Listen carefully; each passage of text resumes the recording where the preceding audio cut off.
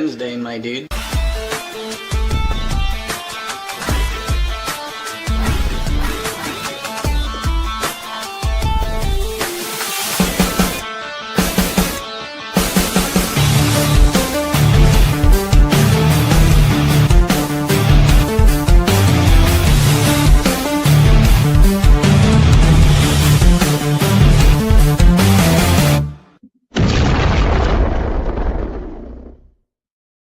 Hello, everybody. Welcome to the Punch Up Pod with Lila and Pat. Happy Wednesday, Pat, my friend. How are you? I am so happy to be here with a nice cold beer and you who I adore and our lovely pup crew. What are you drinking? What's your beer? And that's not, I'm very blessed. It's the first time I tried it. It's called Wowie Nugs. I like But that. I knew it would probably be good because it's by Altamont that makes some really good IPAs. So All right. it's a nice dank weed tasting with the nug. There's an animated nug guy there. Dank Nug. That's what it's called. It's Wowie Nug. I think it's a play on like Maui Wowie, which is like a strain of marijuana. MJ. All right. Well, cheers to you. Cheers to everybody. I'll have my first sip. I've waited a minute. I started shaking, but I wanted to wait. You skipped breakfast? No. Yeah. Took me a second. I've lost all sense of humor. As a reminder, please make sure to like and subscribe and smash that notification bell. We, as always, want to thank our lovely, wonderful pup heroes and sheroes. I know I keep promising that we're going to have this in a running scroll. I will. I swear. You know, I am. You probably don't know because it's not like I don't talk about it all the time. But my older son Asher is graduating college next month, and I was assigned the task of putting together a slideshow for all the baseball players at the graduation dinner, which is really fun. I love it. It's making me cry almost every day and super emotional, if you can tell. But it's also it's my brain, my bandwidth is just sometimes by the end of the day, I realize my eyes are crossing because all I'm doing is like looking at a screen every single day, whether prepping for this show or doing that editing. And I think I need my eyes to look out to infinity a little more. Like I'm very... You need one of those timers that's like, 15 minutes, look away from your computer. Yeah, breathe. Totally. But Dank Nug was my street name. I'm reading some. This is awesome. All right. I'm looking at everybody's different things. I wish. Yeah, there's I don't know. This is not near you, obviously, because I know where you're at. But Weed, California makes a good, I think it's a peanut butter beer there. No, they make it's a jalapeno beer. Never mind. Oh, interesting. Well, somebody, Macarius also said there's a PB&J. That's what got me thinking about it. Okay. He's saying exactly. House Hippo. And yes, everybody's partaking and trying to find joy wherever he or she or they can get it. So grab it anytime you can. 9.1% Imperial Stout. Ooh, pretty good. Not a 14.5% is all I'm saying. I think I'm 8.8 over here. All right. That's all right. A double IPA. Yeah. Okay. All right. So let's get into it. It is, as I was just saying, my kid is on trimester system, so he doesn't graduate until June, but this is the time of college graduation. And last week we didn't get a chance to talk about it, but there's been more. So we wanted to start with NYU's Logan Rozos, who used his time and his speech to tell people exactly what he thought about what they were doing with his tuition at NYU. My moral and political commitments guide me to say that the only thing that is appropriate to say in this time and to a group this large is a recognition of the atrocities currently happening in Palestine. The genocide currently occurring is supported politically and militarily by the United States, is paid for by our tax dollars, and has been live streamed to our phones for the past 18 months. And that I do not wish to speak only to my own politics today, but to speak for all people of conscience, all people who feel the moral injury of this atrocity. And I want to say that I condemn this genocide and complicity in this genocide. Thank you to the class of 2025, and congratulations. So not only are they reviewing whether or not they will hand out the diploma that he worked towards and paid for 4 years, but they also deleted the page that highlighted him, that he was going to be giving a speech there, all for speaking out against genocide. NYU. The moral emptiness, the lack of these colleges have no spine to stand up to any of this, and it's really Trump has managed to put the kibosh on free speech. I mean, these schools, they're scared because they rely on federal funding in a lot of cases, and you've only got one school so far, Harvard, that's spoken up, and it's because they have the donors. They have billions of dollars. They don't need federal money. Well, yeah, but they've already kind of backtracked it. Like, yeah, I'm not saying they're gross. Good, because right, and it took a year and a half, right? Like, it's just disgusting. And like, where are the Big Ten schools? Remember, Rutgers a couple months ago wanted to form a sort of like, free speech solidarity with other Big Ten schools or any schools, because they don't have the same kind of endowment as the Ivy Leagues or some of the other private institutions. And, we don't hear anything about that. People have been, you're right. I mean, no silence. The only way this works is if they all do get together and fight this administration on this stuff. Yes. And if they don't do that, then there isn't a cause for the Democrats to get behind. We can't force the Democrats to get on side of this, not that they would anyway, but no, they started it. There's no fight. Nobody's putting any fight up. It's just embarrassing. I mean, every once in a while, once a week, when Trump does another horrific thing, you get those still withering accounts who are like, Hillary was right about everything. And, I just keep cutting different clips of her talking about students being woefully, ignorant about the whole situation, having an outside influence from either Iran or whoever, really being terrorist supporters. I mean, this is a bipartisan, disgusting, captured audience because of the Israel lobby. It's disgusting. And also because they want the younger generation to shut up. That's exactly it. They don't want them. They know that the younger generation is going to fight them on healthcare, on income inequality, on AI, on all this stuff, and they don't want us. Well, I'm putting myself in the young crowd there. yeah, they don't want youngins like us, Pat. I mean, I'm a college student technically still, so there you go. But, young at heart. But yeah, I mean, it's really then. When people ask, what would you do if you were living in Nazi Germany? This is what all of our colleges would do. They would just cave to the Nazis and teach whatever the Nazis wanted. That's what the U.S. That's what's happening. At our highest liberal, with a small L, institutions, 100%. Yeah, and if you look at and you listen to the audience, everywhere someone speaks on Palestine in front of a college audience, they are on the side of Palestine. Everywhere, universally.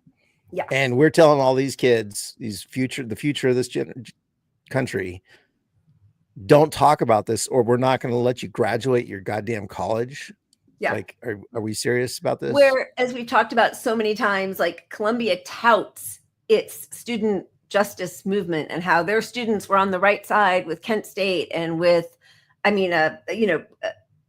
was the students at Kent State, but they're they're anti-Vietnam protests taking over. Oh my gosh, I went there and now I can't even remember the hall that then they just called it Hind Hall or Hind Hall. My brain, that's bad. But anyway, but they used to tout that.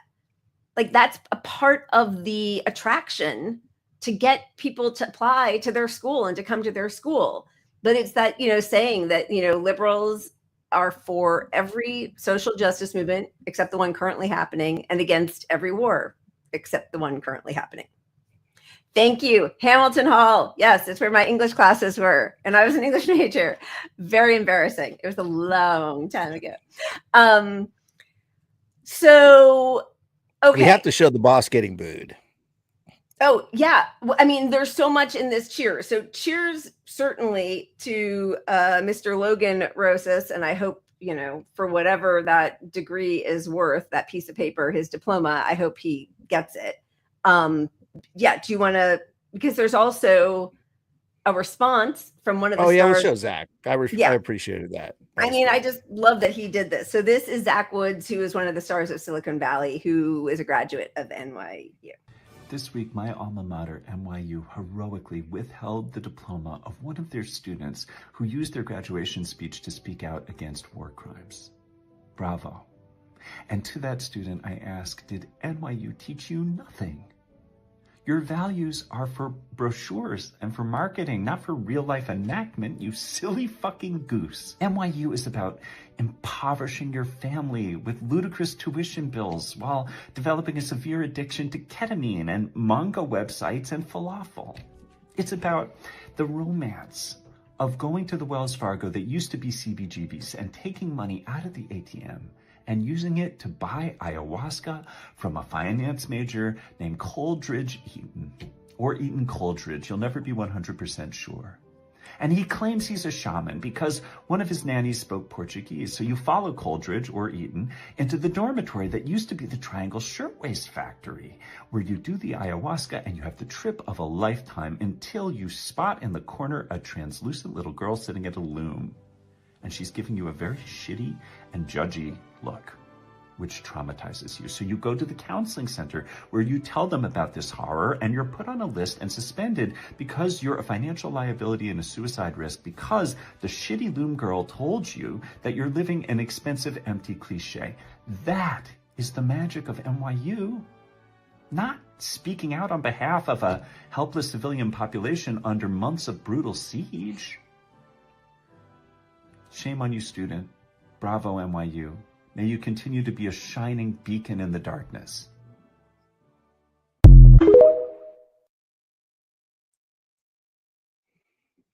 So I love that he said that and came out against his alma mater.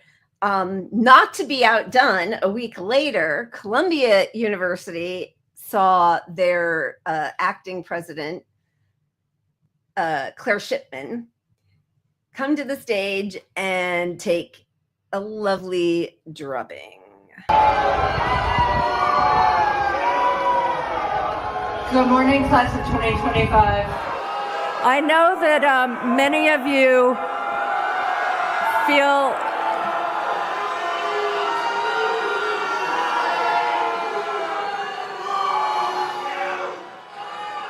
Good morning, class of 2025.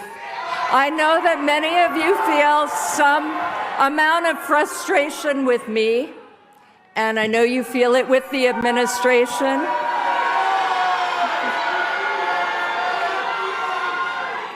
And I know we have a strong, strong tradition of free speech at this university.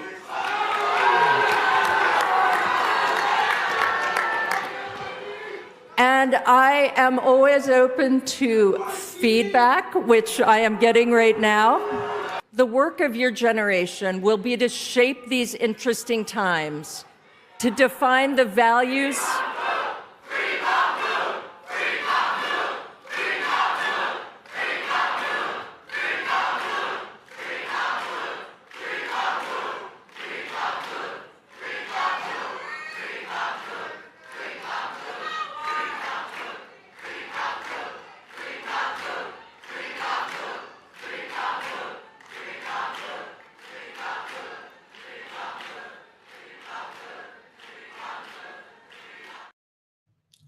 So the very next day, at a speech to the Graduate Department for International Affairs, she said that even her international students deserve access, but deserve the, free speech rights that our country is supposed to bestow upon anybody who is human. The whole thing is just amazing to me because look, when you graduate the top of your class, you're given time to speak and you should be able to say anything you want, wrong or not. Like, even if it's the wrong opinion, this is college. This is where opinions are explored. You 100%. Earned your degree with these beliefs and they got you to the finale and you're at the top of your goddamn class and you're gonna kick these people out for speaking their minds, even if you disagree with them. That should be just a non-starter. Colleges should not do this, and the Democratic Party is not speaking up for these people at all. No, they maligned them for a year and a half. And now, now we'll get little things like, oh, finally, the New York Times is talking about Project Esther, which, Students for Justice, or I think it was Students for Justice in Palestine or Voices for Peace. They already wrote about this a year and a half ago almost. It was Ateo wrote about this, a year ago. And finally, the New York Times is going to dip its feet in there. And I think what's happening is a lot of Zionists who consider themselves liberal Zionists, which we all know where that leads, but consider themselves liberal Zionists, are starting to realize what some of us have been saying, longer than just since October 7th, but for sure since October 7th, is that Biden is making us the face of the 21st century genocide. And now Trump is making Jews the face of dismantling liberal democracy. When you use Jews as a reason to curtail the very rights that we're supposed to have in this country, the aspirational rights of, free speech, and liberal with a small L democracy and higher, institutions of higher learning that should be, as you were saying, like a free thought and exchange of ideas. And now Trump is using Jews as and Project 2025 with this Project Esther, using Jews as the face of the reason we have to, curtail and criminalize free speech. Yeah, and it's just all so legally wrong. None of this is the Constitution clearly protects this. These students that are getting their degrees withheld, and this kid that I've already forgotten his name, but they should and probably will sue and win their cases. You can't malign this guy, taking the guy who graduates at the top of his class and making a public issue of him for just speaking his opinion at the graduation. That's not going to fly it's just illegal. It's just flat out illegal. Yeah. But this is another show where we're going to be boomeranging all over the place, but the habeas corpus and, first of all, Christine Ohm doesn't even know what it is or who has a right to suspend it or whom it protects or anything, but they're just going to get rid of all of it or move ahead first. And, just like with cops, so much of the municipal budget for the police force is to pay out all of these lawsuits of wrongdoing by cops, right? So one way or the other, we pay for it. Yes, I hope this guy sues the pants off of them. I hope when Mahmoud Khalil gets out, he hasn't even been charged with anything. He's been charged with nothing. They have not charged him. That's illegal. And he's been there for over a month. All right. That was our cheers section. Cheers to Logan Ramos and for having the courage to speak out. Cheers. Yeah. And for showing your elders what they should be doing. And it's just embarrassing. So good on them. Yeah. Good on Let's spin the wheel and drink some beer and watch some cat videos or something. Yeah, baby. Okay. Moment spent. What do you We should just start with this one. Yeah, I got it. Bitch, what the fuck? Bitch, what the fuck? Bitch.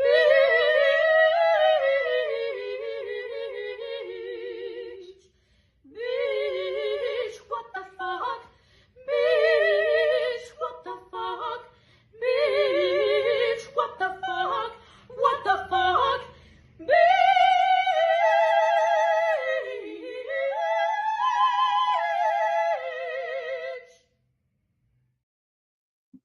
I feel like that should be a wheel segment from now on. I know. Put them in a clip. Right? We need a bitch. What the fuck? That could be part of the what the fuck. Yeah, there you go. Right? Mhm. Yeah, I'm going back and looking at so many of your comments, which are so right. And Zionists use Jewish pain as a shield, and they have for 77 years. Absolutely, that is true. Jen, does the Constitution matter when the director of Homeland Security doesn't understand habeas corpus? We have that clip. It should like humiliating, but she doesn't care because what the hell does she matter? She can just put on a flak jacket that says ICE and go parade around Michele's, dungeon, torture dungeon, and nobody cares. Nothing matters. Constitution has been subverted so much by bills like the Patriot Act, which keeps, thanks Joe Biden and George W., of course. Yep, just Obama. Going through all these comments, making us all feel seen and heard, because it is so frustrating to see what's happening daily. GOP and Dems use Jews as the justification for their crimes, which is, again, why, Zionism is at its core anti-Semitic. Of course, this increases anti-Semitism. It does. Yeah. But it's not that supporting Palestine increases anti-Semitism. It's attacking people for supporting Palestine gives people justification to dislike a whole swath of people, which they shouldn't do, obviously. But like a large percentage of people in Israel are supporting all these atrocities. We've got, so it does reflect on. It's horrible. And generalizations. The problem is, I'll hear a lot of people say, well, Palestinians will say Jews do this and Jews do that. They're not distinguishing. Well, yeah, because they are being occupied and genocided, starved, mowed the lawn, all those things by a nation that calls itself a Jewish state. So if every time you're talking about yourself, you're saying Zionism is Judaism, Judaism is Zionism, anybody who is not pro-Israel, pro-Zionist is it and at the same time, all of you Palestinians, including you babies, are Hamas. So where's the hypocrisy is just so ridiculous. But anyway, it's just evil. Well, it is interesting. This is the latest poll, negative views of Israel. We might as well just go into our Israel segment at this point. Yeah. Have risen in the US. I mean, this is drastic. In 3 years, this is negative 22% of all adults in 2022 to 53%. So an 11-point jump in unfavorable view of Israel. With Republicans, of course, that's a much smaller jump to a lower amount. But when you separate out ages 18 to 49, which, 49 is just a little older than I am. Just kidding. Anyway, they've gone from 35 to 50%. And for Democrats who already had a 53% unfavorable, they've gone to almost 70%. And young people are almost at 71%. And even the older Democrats are at 66%. So this, But, when you're thinking about those numbers, think about that all the propaganda that's been on TV, like normally when we go to war with somebody, like Ukraine support went up massively, right? Right. And this number, us backing them in a war that our media backed as well should have increased support for Israel. But it just shows you how the propaganda doesn't work anymore. People aren't watching the news. They've seen too much of the truth for them to be able to be gaslit into thinking Israel's the good guy here, Right. and they're not. They're not, and it's not imagine if complicated. imagine if MSNBC and CNN and Fox were being honest about this war, how negative those numbers would be. I mean, off the charts. Yeah. So last week there was a big to do about the release of the last American hostage. I mean, captive. What do you captured IDF soldier, not a hostage if you're a soldier. But anyway, and Hamas gave that up for what they said was Witkoff, his promise that they were really going to pressure Israel to allow the thousands of trucks that are necessary to come in. They have not had any aid come into Gaza for 2 months now. In the next 2 days, there is a threat that 14,000 babies will starve to death.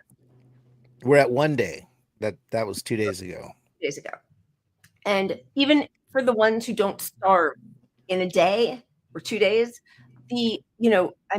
looking at these children who are so malnourished, that has lifelong downstream effects. It's not like, oh, then you give them food and everything changes. No, their whole systems have now been depleted when they were most necessary to have, a lot of them are just guaranteed to short lives from the lack of organ growth, and and you've got and that 14,000 number is babies.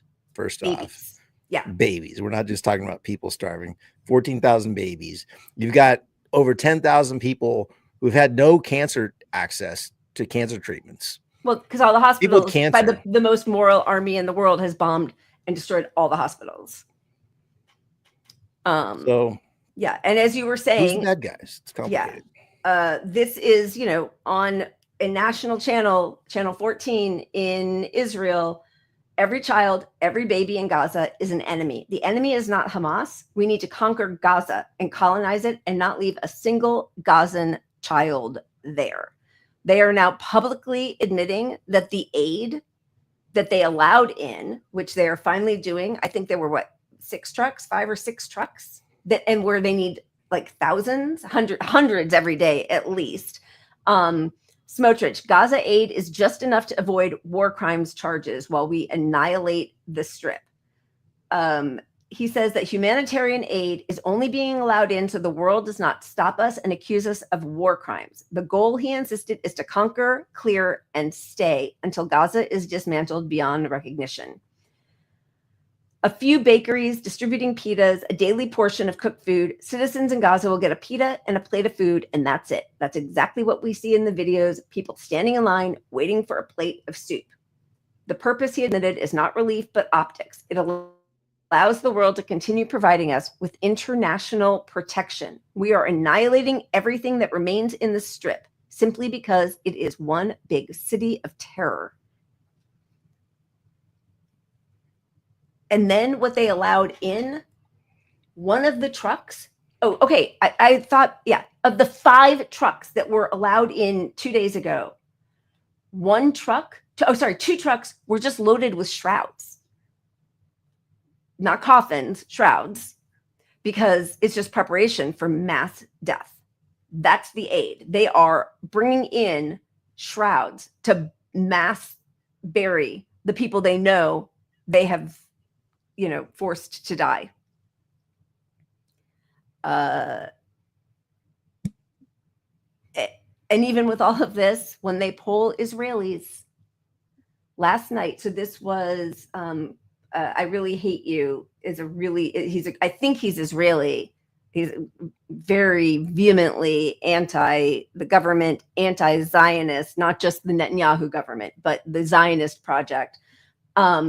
On Channel 13 News, a poll asking, should Israel let humanitarian aid go into Gaza? 53% said no, 34% said yes. In an actual poll on mainstream channel asking the public whether or not they support ongoing famine. And as he points out, that number is much worse because you've got Palestinian people living in Israel that are participating in that vote poll. So It's yeah, it's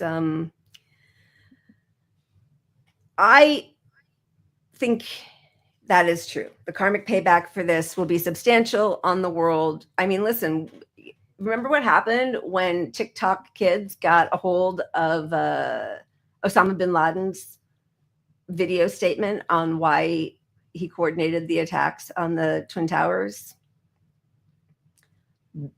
There is blowback. I mean, you cannot, and you know, it's like suicide by genocide. Israel is destroying itself. And that's like the least of it. That's not my focus. But I wonder if they understand that. They are destroying themselves on the world stage. They will be prized. They are, and we are, you know, Well, but yeah. I think for we, us, yeah, we did that. We have, I guess they had too. Yeah. Yeah. Well, we still have economic capital within the world system, but Israel doesn't have that in the same way we do. So they're gonna pay a sharp price. And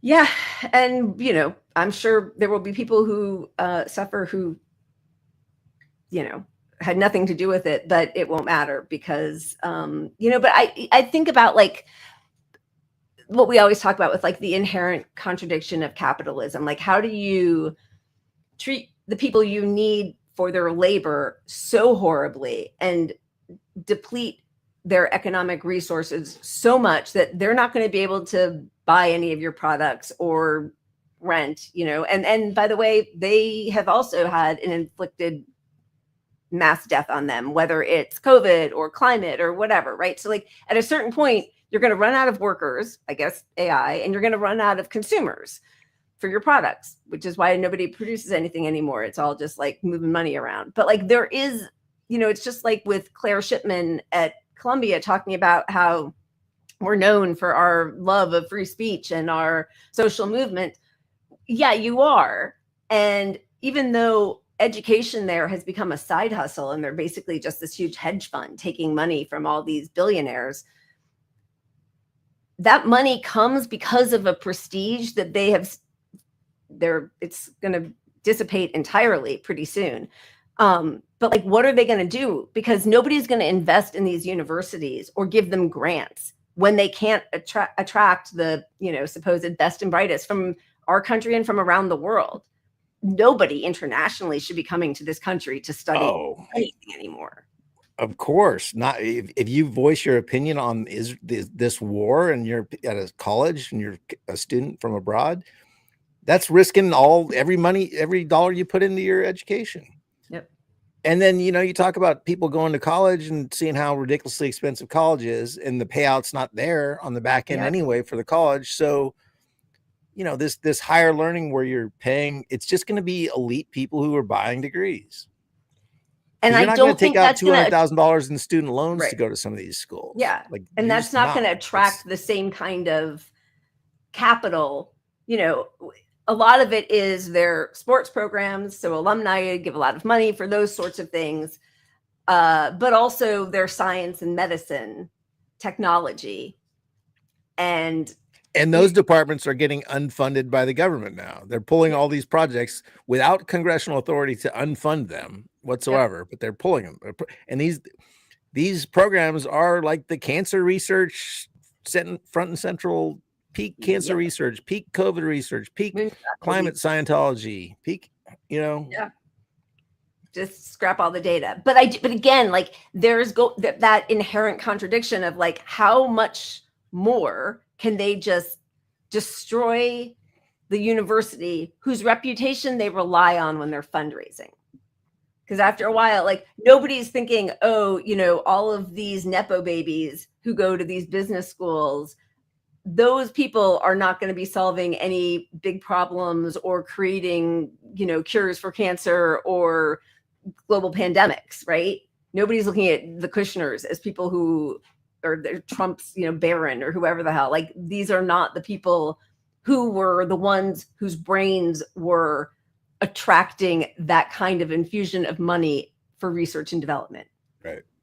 So it's going to be interesting. Yeah, it's really it's going to impact our entire education system as we Yeah. know it. And I think you're going to get to a point where you almost need to fund college and bring back free college, because Yeah. if the payout could isn't be. there, $100,000 in debt for all the bullshit these kids are seeing people go through. Yeah. Like, no. And you know, you're telling them, hey, AI is going to replace you. But have you considered $100,000 in debt for the job that AI is going to replace you with before you even get out of college? Yeah, hard to want to pony up for that. Kimmy just went to financial aid workshop yesterday for your son. College prices are insane. Why should we pay so much for treatment like this, for environments like this? I totally agree. It's disgusting. I will say that at a lot of these private schools, you know, they have very generous financial aid programs. They really do, because we wouldn't be able to afford a private liberal arts school we still can't really afford it, but like they have been incredibly generous with just grants that we don't have to pay back just because we're so poor and in debt. But you know, there are a lot of people who are still at, you know, if you're making $300,000 a year, which is a lot of money, and you've been making that consistently, you still can't afford to pay $100,000 a year for college. But if you're making $300,000 a year, you're not getting any financial aid. So it's going to be for, you know, very poor people and very wealthy people, I guess. I don't know. Right. But it's only going to be for very poor people who don't speak up, don't, you know, who they got to get along. They're not going to write their thesis on capitalism or anything like that, or it's too risky, you know. Yeah, all that money gone. They're going to be doing, what's your thing called, wowie nubs? Yeah, it's going to be a lot of fluffing. Shout out. Of the lot of grabbing your you know, ankles. Yeah, if you're thinking of going to college, just become a brewer. Just make beer. Put your talents to good use. All right, so we are going to move off Israel, which, you know, I honestly just cannot believe that we're still at this point. Obviously nobody ever thought Trump was a big peace president, but I did think for a second that maybe he was going to want to wrap this up, as disgusting as his terminology was, because he just wanted to make all of his possible business deals in the Middle East come to fruition, and that this would get in the way. And the other thing is, here's the problem, as he's trying to do whatever Iran deal he's possibly trying to do, or any deals with Saudi Arabia or the UAE or anybody else. If Steve Witkoff lied, which it seems like he did, right? Hamas is saying, we, on the promise of Witkoff saying they were going to pressure Israel to allow in aid and to do a ceasefire, he lied just to get out the last American, so that now Israel can just do, like, they are bombing rubble right now. I mean, he made it massively harder for us to be trusted to make an agreement with Hamas. Or who's ever going to trust the U.S. ever? Yeah, of course. It's over. No, you should. Why would you? And certainly no one is going to give up nuclear weapons. I mean, first of all, we all saw what happened to Libya and Gaddafi when he gave up.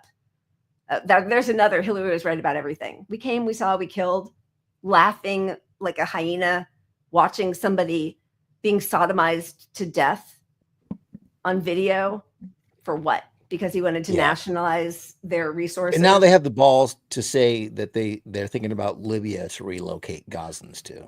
Yep. Like, it's just unreal.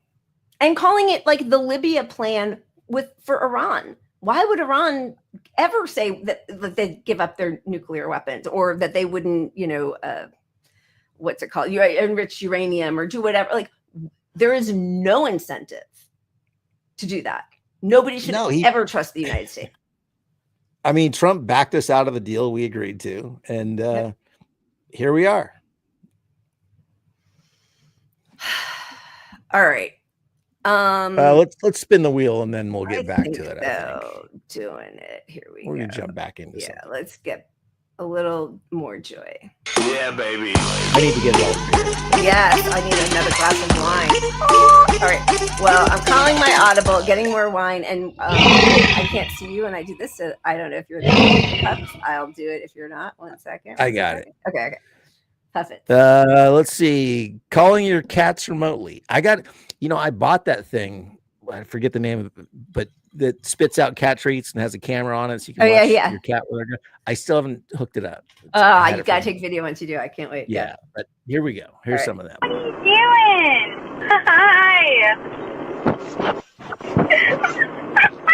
Meow. Hey, Buxton. Donnie. Dinner. Mando, can you hear me? Hey, buddy. What you doing? Oliver. Yeah. Meow. Hey.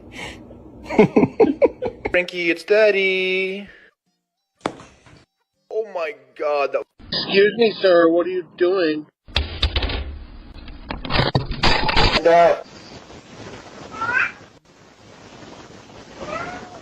Frankie, it's Daddy.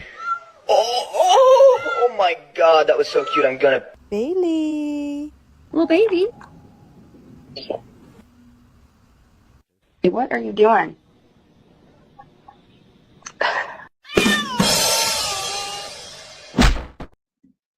That's so cute. They don't know what's going on. All right, let's check in with the Democrats. I mean, with Trump doing so badly, they've got to be killing it. Let's see. They're killing it. They're Are killing it. Wait till you see how they're doing. Net approval in the newest Harvard-Harris poll. Republicans are up 4% and Democrats are down 16%. Back in 2020, August, Republicans were down 12% and Democrats were at a flat 0, which was good for them, apparently. That's where they are right now. They will talk about a million different reasons and the messaging and the branding and going on the liberal Joe Rogan. And there was just another piece, big high profile piece written in Time magazine, lost the Democrats. And this lady, Charlotte Alter, the Democrats are in a rut. They have no big ideas, tepid messaging, and feeble leaders, but they're in a reboot moment. And every transformative political leader has emerged from a crisis just like this one. And her own, point of view is very clear in throughout all of this. So as she is writing, she's supposed to be a journalist, editorializing, most Democrats now acknowledge that the progressive movement encouraged a kind of purity politics that hampered the party's ability to win majorities. We swung the pendulum too far to the left, says Representative Richie Torres, who represents a Bronx district where Trump made inroads with working class people of color, as he did in cities around the country. We have become more responsive to interest groups than to people on the ground. Even abortion's up for a rethink. Some Democrats want to retreat from the enthusiastic embrace of abortion rights and a return to talking about abortion as safe, legal, and rare, as Bill Clinton put it. So here's where we are. Progressive politics, economic populism, that's how Democrats are deciding that they lose, and this Time lady agrees with it. Yeah, but obviously to reframe the party that had Republicans on stage with them down the whole home stretch of the campaign, who didn't have anything leftist listed in their policies whatsoever, who removed Medicare for all, who removed trotting around with Liz Cheney, expanding Medicaid, wouldn't let a Palestinian person speak, sent Richie Torres and Bill Clinton to go malign Palestinian Americans in Michigan. Yeah, and here he is, Richie Torres, saying, you went too woke for the black people. Sure, they're really upset that you were too woke. like that's it. You know, it's bathroom issues, not like the economic situation. Not that you didn't do anything you promised. Not that you're not promising literally anything. How do you not promise anything after coming off of not fulfilling a single promise you made? Like you got to run on something, and so the conclusion now is like, well, we shouldn't have ran on anything. It was We went too too far much. left. This It's is too every much. single time. We went too far left. We went too far left. We're not going to be woke anymore. Woke was the only thing that separated them just on a surface level from Republicans, pretending that they cared about marginalized communities on any level, who at every election they'd tell them, now is not the time, get in line, we'll deal with you some other time. We have, Baldwin talking about this, James Baldwin, 70 years ago. It's never the time. That's what Democrats have done to the communities they have relied on to show up for them without doing anything substantive or material to help their positions in society. And now they said they've done too much. They're just going to attack right again. Yeah. And understand, this is 6 months after Trump took office, right? So the window of being able to criticize Democrats is now over. Got to get rid of the midterms. The midterms are here, and now look how bad our numbers are. It's because you guys keep talking about progressive stuff. The left, shut up, left. We're going to be the blame game already. It's us. We did it. It always is. Not going to be whatever you think about AOC. She's young. She's a good speaker. If the Dems wanted to pretend to signal that they cared at all about somebody on the pretend left, that's the person who should have gotten the House Oversight Committee job. After she even said that she wouldn't endorse any primaries of shitty corporate Democrats. Like, she sold her whole soul, and they still wouldn't give it to her. They gave it to Jerry Connolly, who just died. 24-year-old Jerry Connolly, who was the 6th congressman, Democratic, to die in office in just over a year. Here's the list of them. I mean, this is insane. Representative Raul Grijalva of Arizona, Sylvester Turner of Texas, Bill Pascrell of New Jersey, 87, Sheila Jackson Lee of Texas, and Donald Payne. So this is not exactly inspiring for the next generation. And again, David Hogg, who said, like, we should primary people who don't have a fight, not for their policies. He would not go near. He said, we got to get Hakeem Jeffries back in. We got to get Nancy Pelosi. I'm not going to try to primary them. But they still came after him. He didn't even care about anything any person on the left cares about vocally. He wasn't fighting for that. And they still came after him. Yeah, it's crazy. I mean, the Democrats, they're just banking on, they're correct in that the economy is going to go to absolute shit. And that's going to probably get them, a lot of seats in the midterms. That's it. They're still not running on a single fucking thing. And if you think we're going to not criticize them while you're saying we just ran on nothing and it was too left, like, this is when we're going to criticize the fuck out of you losers, because you've got nothing. What are you offering if you were too woke last time? Joy, frat summer, tweet to tweet. Yeah. They've all been totally straitjacketed. Nobody can say anything. They don't even speak out for the students. I mean, that's why, it's just kind of hilarious that, we're going to blame Trump for 1.2 million COVID deaths. We're going to blame Trump for deportations. We're going to blame Trump for silencing protests. We're going to blame Trump for private prisons, cops, whatever. ICE, every single thing. Basically, he's more effective at doing the evil things you wanted to do, Democrats. Yeah. But still, by this point in Biden's presidency, he had deported more people than Trump has. As disgusting as it all is. He killed all the people with COVID. I mean, yeah. I mean, okay, so and then just, Cory Booker does his 25-hour, 26-hour, whatever the hell, filibuster of nothing, because nothing was even on the table, just grandstanding to raise money, and was the only Democrat to vote in favor of Kushner's dad, who's a felon, to be the French ambassador, pleaded guilty to filing false taxes, retaliating against a witness, making false statements to investigators. Oh, and also hiring a prostitute to try, oops, this is a different thing. there's so much, to entrap somebody who was going to rat him out for his other illegal doings. So that's Booker. Oh, wait, Pat, I don't even know if I'm going to tell you. Yeah. Not that I ever need to get out of a situation like that, but entrapping someone by hiring a prostitute, like, Smart. at least he's clever. This guy could be a good spook or something. I'm Maybe sure not the diplomat ambassador to France. Although France, they probably, well, I'm not going to say, but anyway. We appreciate the affairs. All of it is just so corrupt and disgusting. And as we all know, and we say all the time, Democrats are not going to save us.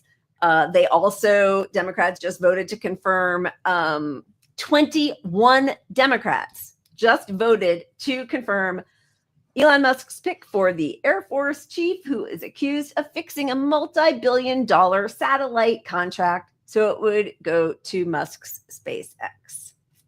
So that's the Democrats. It's just out in the open, you know? Yeah.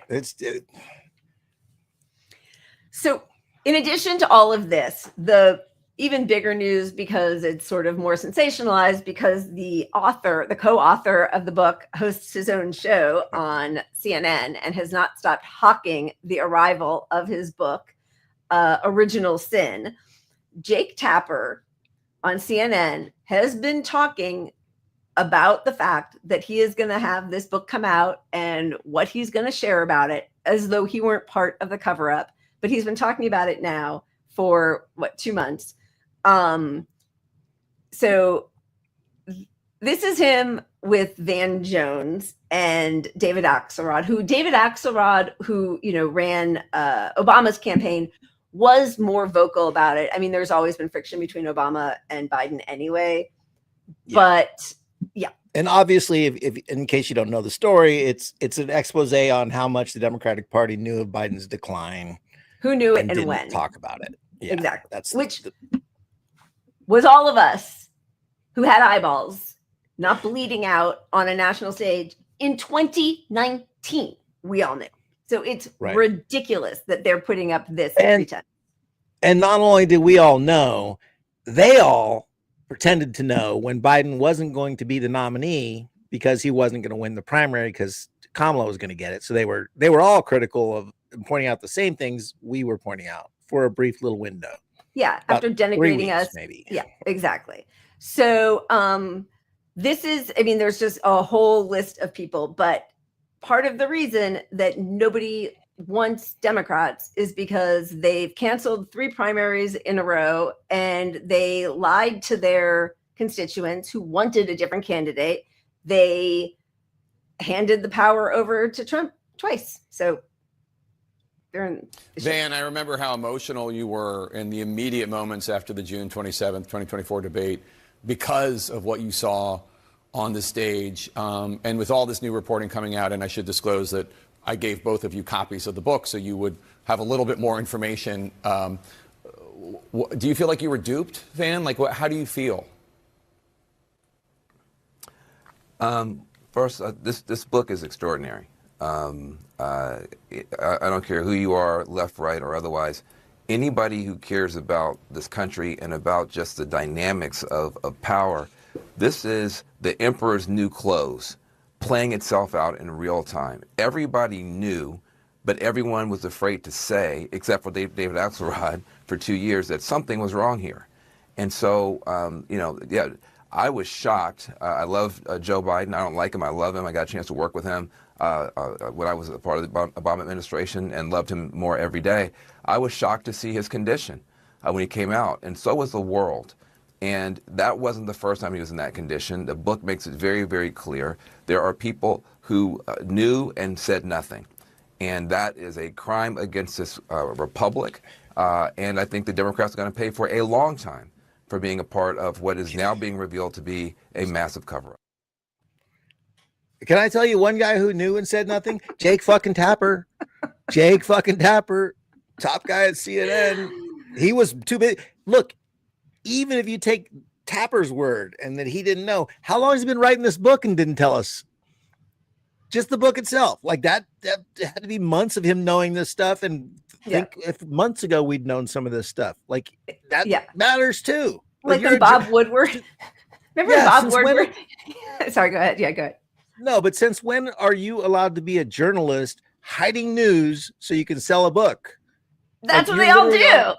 Bob Woodward did that. He put out a book in August where he had interviewed Trump in February of 2020. And Trump was like, this isn't a cold. This isn't the flu. COVID is airborne. It's going to cause mass death. He said those words to Bob Woodward in February of 2020. And that fucker held on to it so he could sell a book in August of 2020. And imagine how much that would have forced Democrats to get behind COVID and not fall into they would have delayed and changed the course of all the gaslighting and propaganda that COVID was no big deal, because they would have leveraged behind it to fight Trump on it, and instead of going along with Trump. Yep. So fuck Woodward. Yes. Thank you, Kimmy. I haven't used the word fuck in at least F word. I like 2 that minutes. you're so polite. Look at all these. I like how everybody is so polite. Okay, so there's a bunch more because now everybody has to protect himself or herself. We've got we've got Chuck Schumer, who's always nimble, Chuck Schumer, right? Oh, there's Lucky. Nimble on his feet. Nimble on his feet. I am curious. I'm interested to know whether the man that you saw sitting there on that couch on that day, you were in there, you saw him up close and personal. Did you really not have any idea that he was not fit to serve a second term? Casey, we're looking forward. We have the largest Medicaid cut in front of us. We have the whole federal government You're facing all at of this risk because you lost a presidential election. And is that not Joe Biden's responsibility for deciding to run again? We're looking forward. That's it? That's it. All right. Senator Chuck Schumer, I know you got to go. I appreciate your time today. We'll see you soon, I hope. Thank you. Take care. All right. Not going to answer. Hilarious. Yeah, we know you knew. I mean, it's so fucking obvious. You know, you couldn't have not known. Everybody knew. But here's the snake. Let's just see a second of a snake. Do you regret saying that President Biden had a mental acuity? He had a sharpness to him. You said that up until July of last year. I said what I believe to be true. And you think he was as sharp as you? I said I had not seen decline. And I hadn't at that point. You did not see any decline from 2024 Joe Biden to 2021 Joe Biden? Not when I said that. You know, the thing is, he was sharp. He was on his feet. I saw him.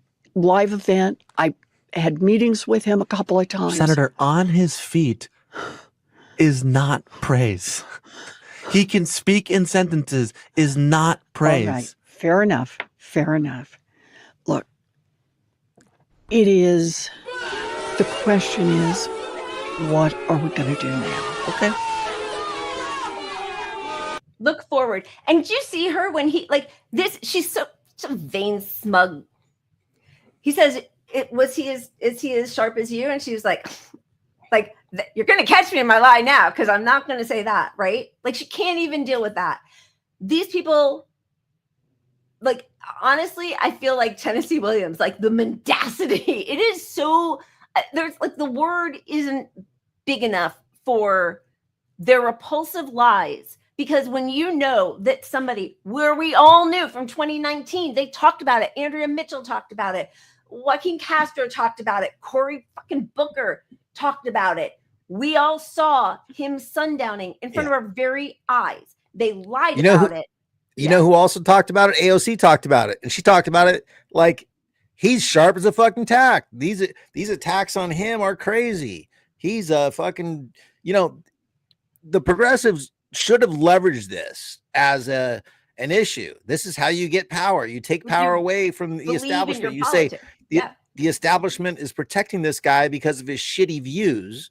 Yep. And he's clearly in decline. So here's the decline. Instead, the first people out to back fucking Joe Biden are AOC. You know, sadly, I feel like they thought this is no excuse, because I agree with you entirely. This is how you get power. Well, they thought like at least we have a seat at the table with Biden, but we won't have it with Kamala and her people or whoever the hell else. So go ahead. Well, that strategy has failed. They can remove that. Like, okay, yeah, at least you tried. You can say you tried. Now stop using that strategy. But you just use it over and over again. You just, they're not going to let you have a piece of the Democratic Party. You're not going to get a seat at the table. You're not going to get a committee appointment. You're not going to get consideration for Medicare for all. You've never leveraged your vote for a vote on the floor for Medicare for all, like you said you would do from the beginning. You backed up Biden when he was in clear decline, when you could have spoken up and helped get him out of there, which might have prevented Trump from winning. Yeah. I mean, there are a million different things. And, I think about it a lot because, as we see certain podcasts like skyrocketing, and you're like, well, and now I've seen like some of their content has changed a little bit, and who's financing them and how's it all happening. And then like when I'm talking to myself about it, I'm doing my own sort of like dialectic, right? I'm like, well, but isn't it more important to get good ideas out there? And probably that's how they start convincing themselves. Like, is it okay to be like pure and call everybody out and do what you're supposed to do and fight for the people when nobody hears you? But the problem is, as soon as you start making those negotiations with yourself and your conscience, then every day it's a different negotiation. Every day you're justifying why it's okay to support somebody. Oh, not only sundowning, also the author of the crime bill, also went to bat for George W. Bush to invade Iraq on a lie, also giving more money to private prisons than even Trump, also doing a genocide, also like all of a sudden. And it's not like, listen, we all have different politics. We don't all align exactly on everything. But once you start making compromises about the things you pretend to care about and why you can justify taking just a little bit more cash from this disgusting person and supporting this other one, it all just falls apart. And I feel like it's not great to not be heard, but also it's repulsive to get a voice and to say shitty things. So I don't know. It's the same reason we hate Democrats. It's why I hate AOC now. It's like, you're supposed to take up that space. Democrats are supposed to take up that space to fight for these issues for people that need it. Healthcare, whatever. Yeah. And when they don't, well, the progressives we elected through our fucking small dollar donations are supposed to do it. And when they don't, it's just a triple fuck you. It's like, Yep. And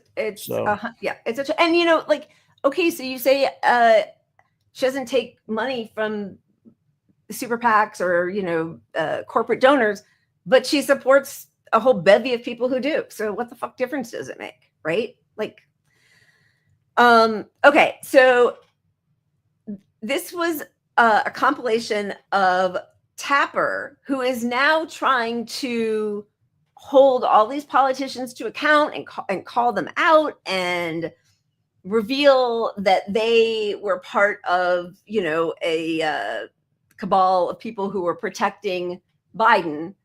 But let's just remember how he treated anybody who spoke up about the obvious. How do you think it makes little kids with stutters feel when they see you make a comment like that? It's very clearly a cognitive decline. Okay. That's what I'm referring to. It makes me uncomfortable. You have I can't. This is so amazing. It's so amazing to me that try and figure out an answer. A cognitive decline. President Biden embraces his stutter, talking about it, while Trump mocks it, exaggerates it, belittles it. He's sharp physically. I mean, mentally. Yeah. I think the question is physically, right? Right. More so? Right. Right. And the guy who's his chief opponent is only 3 or 4 years younger than him. Exactly. I mean, you have questioned President Biden's age, mental fitness, ability to lead. Of those supporting Biden, you said, quote, "Shame on all of you pretending everything is okay. You're leading us and him into a disaster." Do you worry that you damaged him at all? I don't doubt that you got hugs and handshakes behind closed doors today, and maybe even publicly, some of them because they like you personally.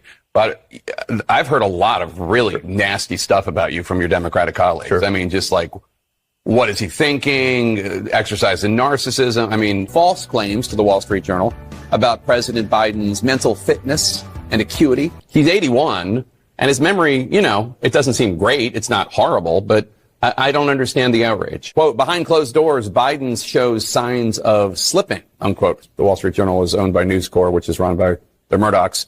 Beyond the headline, there is some critical nuance here. The article is mostly based on observations of Republicans, with former Speaker Kevin McCarthy the only one going on the record. They do note in the article that most of the criticism comes from Republicans. Have you heard any concerns from anyone who has met with President Biden about him seeming a little slower? No. The Russians are trying to make us and the public not trust our election integrity. Joe Biden has dementia, all this stuff.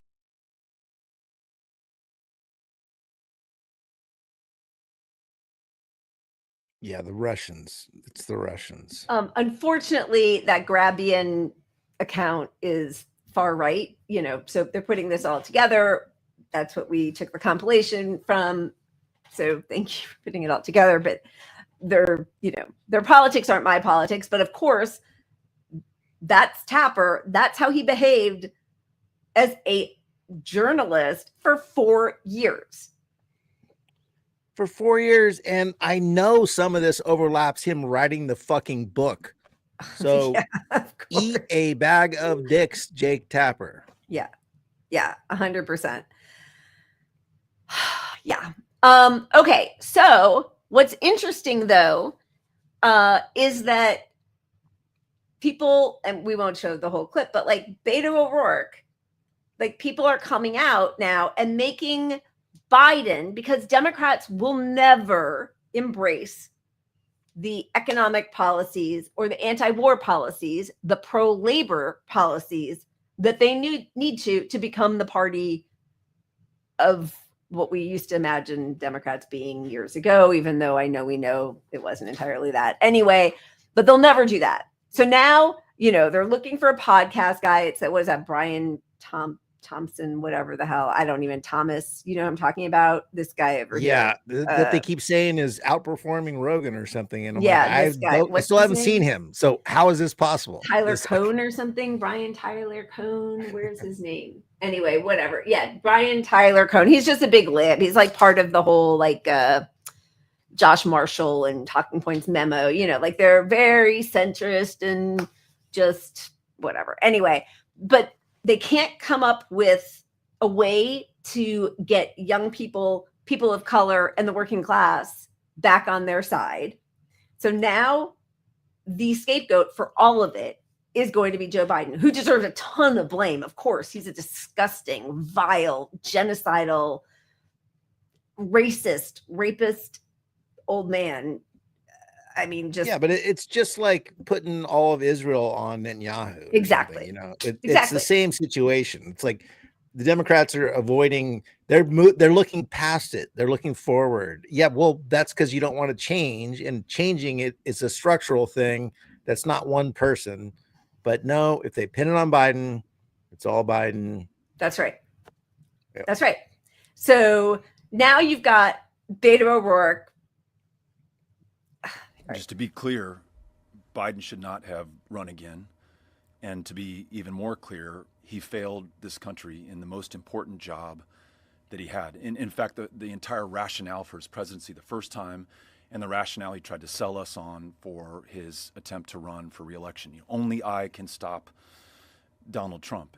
And he failed to do that. And it's not just you and me, but our kids and grandkids and the generations that follow that might have to pay the price for this. We might very well lose, you know, the greatest country that this world has ever known.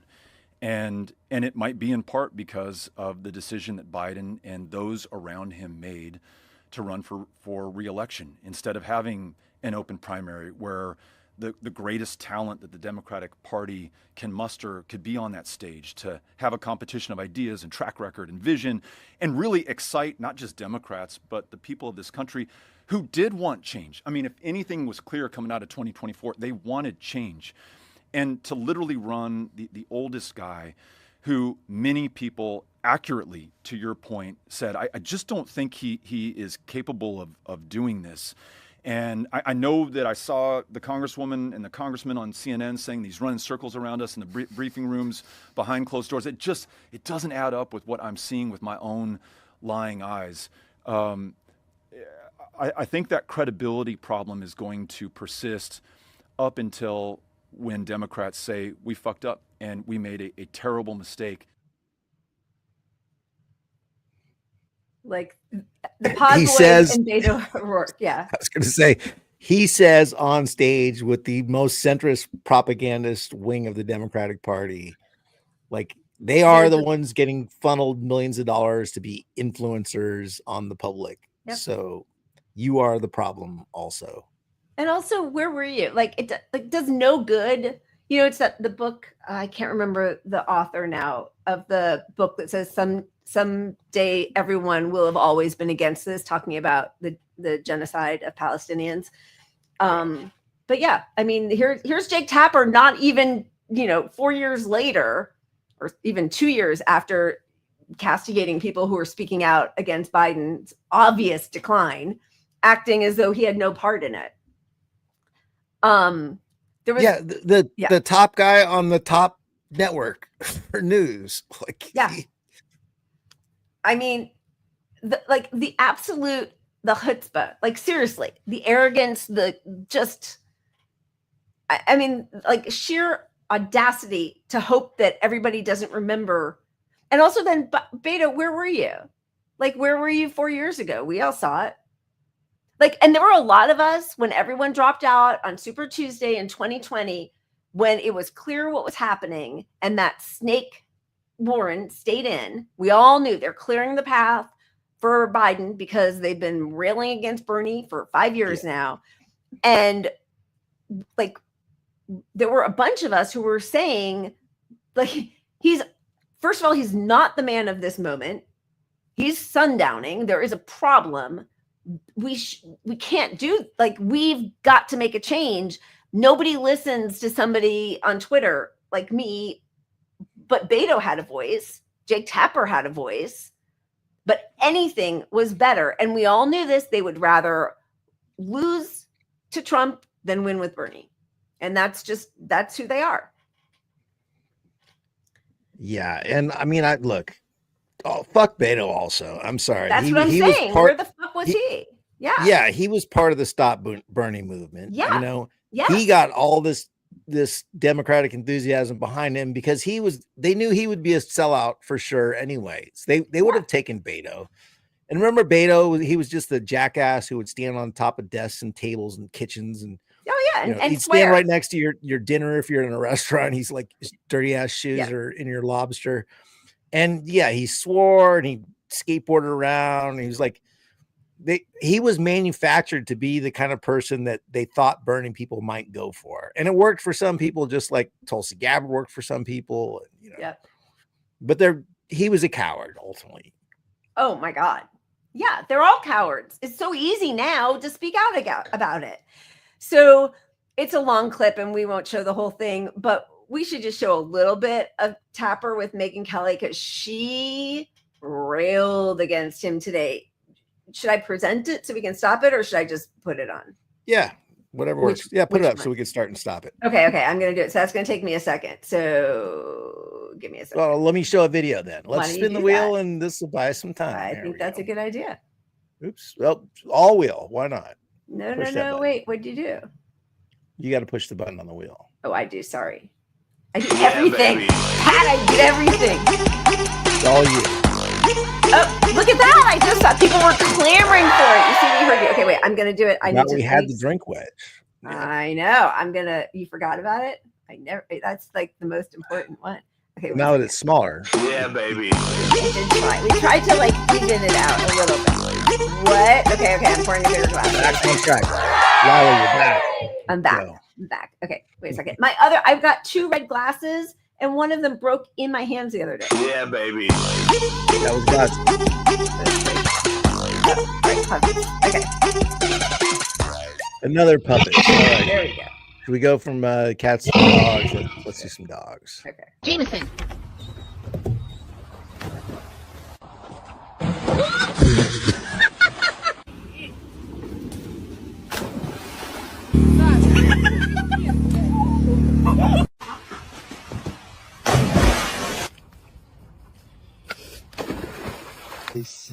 No, it's not. It's...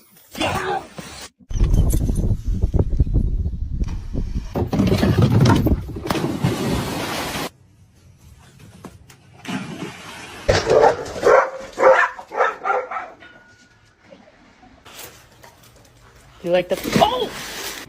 Scout, you better move. Come here. Come here. Come here, you little shit. Poor decisions! Yeah. Walter!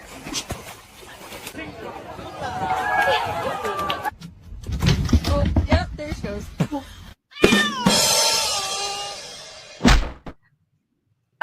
I love that. We've been trying to. Lucky loves water, and she'll go in like little kiddie pools, but she will not go in our very little pool in the back. So we're trying to get her to do that. Oh, yeah, I love. And yeah, go ahead. Love water dogs. So we should go fund you a new. I'm joking. I mean, it was like $5 from a Costco World Market or something, but I really did love it. Jay, I love that idea. A wine bowl, mostly because you called it a wine bowl, and that makes me laugh. I need to get some footage of Strike, because lately she drinks out of the water in the sink. She hops up in the sink and meows at me to turn the water on. Yeah. And then she just lets it pour on this side of her face and licks it. I love so it. this side of her face just gets soaked, and Very she just clean. sits there. That's cute. It's cute. Yeah. Macarius, cheers. Thank you. That's very cheers. kind. Thank you. Thank you. Okay.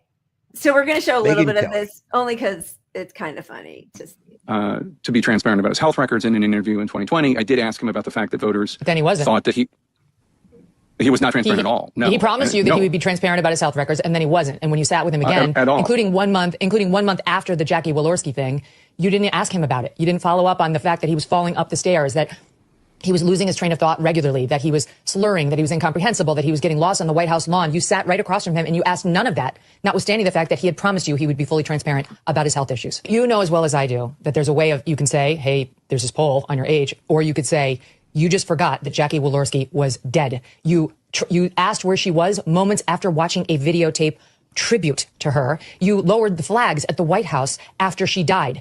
This happened 13 days before you sat with him. There is a way of pressing a man like that on the actual infirmities to bring it home to him and to the audience, and you didn't do it. It wasn't just that. I mean, you sat with him a couple of times in the course of his presidency, and these issues were not pressed. Well, there was at least that time, and then there was the time at the beginning. And but separate and apart from that, you covered the Biden's presidency. No. Let me just finish my point. You covered the Biden presidency. I had one okay, right. And it was 13 days after the Jackie Walorski thing. But you covered the Biden presidency aggressively throughout the 4 years, and you didn't cover mental acuity hardly at all. I mean, time and time again, when issues came up, you seemed to be running cover for the president. You didn't seem interested. Do you want to apologize to Lara Trump now? I've already apologized to her. I called her months ago. I feel angry because she was right. And not only did you not allow her to make her comments, but you seemed to try to humiliate her. You had a hostility toward the position, but she was totally right. And then you lectured her on how she was in no position to diagnose cognitive decline, which you guys do at length, including on page 4 of your book. You describe at length his cognitive decline, which is all she tried to do with you. But you had such a visceral reaction to her. Joe Biden has been saying stupid things for decades. Okay, I get what you're saying, but this minimizes it too, because it was more than saying stupid things. But I'm telling you, like over here in my ecosphere, we were covering all of these. It wasn't just falling down; it was getting lost. It was some of the stuff you report in your book. We knew, and we were reporting on, like the multi-jump cuts in the videos of him, where it was obvious he couldn't get through a 1-minute take, so they had to use those. It was clear to us that he was using teleprompter, and there was some reporting on that at the time, all of which the White House was denying. Now, with the current White House, I have some connections. With the Joe Biden White House, I had none, but you did. You did. And so while You've been in Washington 30 years, Jake. You guys, you and CNN have White House connections, but there was no effort, none to get to the bottom of this. And now for you guys to write this book like there was a cover-up, it's like there was a cover-up and there was an attempted cover-up. It could only ever work if you allow. Sorry, that went so fast that I didn't think we were going to watch the whole thing. It was sped up. Oh, was that it? That's the whole thing. That was like 2.5 minutes.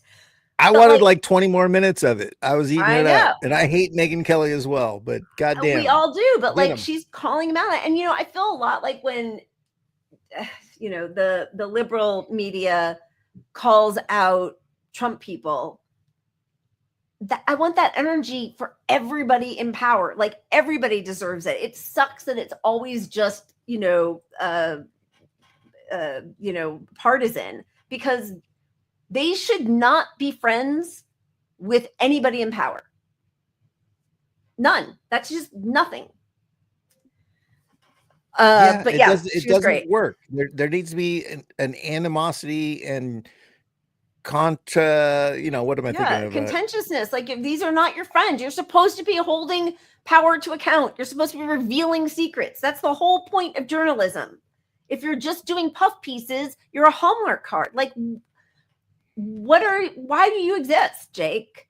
Seriously. Yeah, and the audacity of writing a book afterwards and then pimping it on his show relentlessly for months when you could be informing the public about it. Like, it matters that we had 3 or 4 months where he knew this stuff at a minimum. You don't write a book in 3 or 4. Yeah.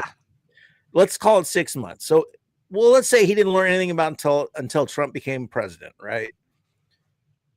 It still matters because it shapes where the Democratic Party goes next, because this is our only 6 months we're allowed to criticize the Democratic Party. Remember, because midterms are coming. Any day now they're going to say you can't say a fucking thing or you're an enemy, you're a Nazi, you support Trump, you're Russian, so it matters that he sat on this stuff all this time.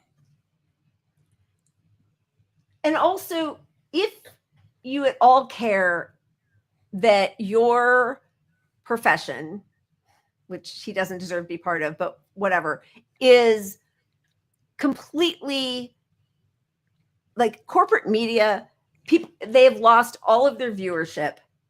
Nobody in the younger generation looks to Democrats as anybody good, or CNN or MSNBC or the New York Times as sources of journalism or truth. And if you care about that on any level, you do a mea culpa. And like the fact that he did that with Laura Trump, but didn't do it to all of us and acts like, okay, did you really call her?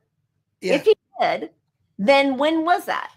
And why didn't you tell everybody else that you were wrong? All this, his little mea culpas, even with Megyn Kelly, it's private. CNN audience isn't seeing the Megyn Kelly interview. Right. The audience that relies on cable news they're not seeing that.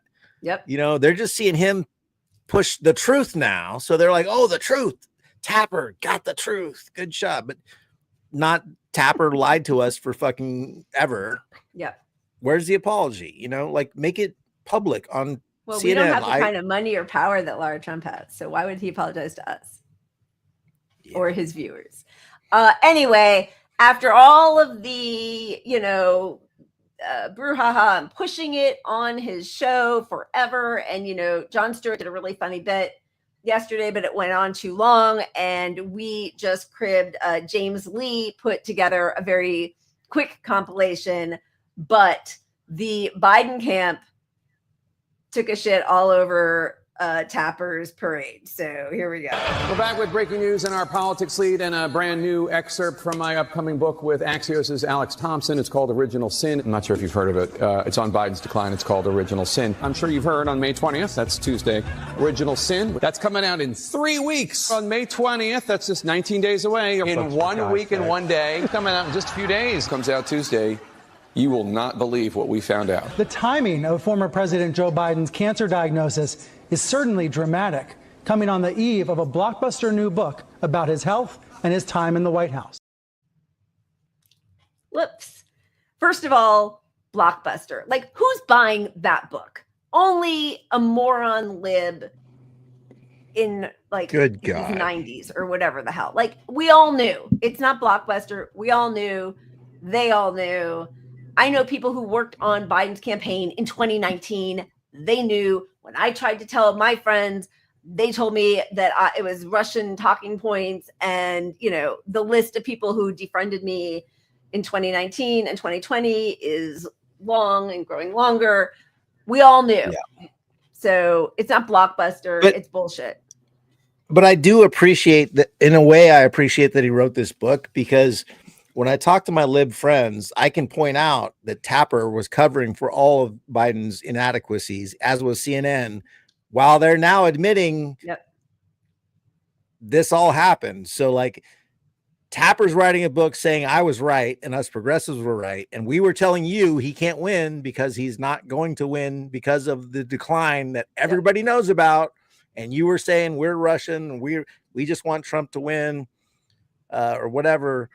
But it was reality. And if you don't want reality in your news, well, that's fascism. That's, you know. Yeah, CNN's not supposed to exist. Something's the truth. I don't care if it hurts your Party. candidate. Yeah, exactly. Okay,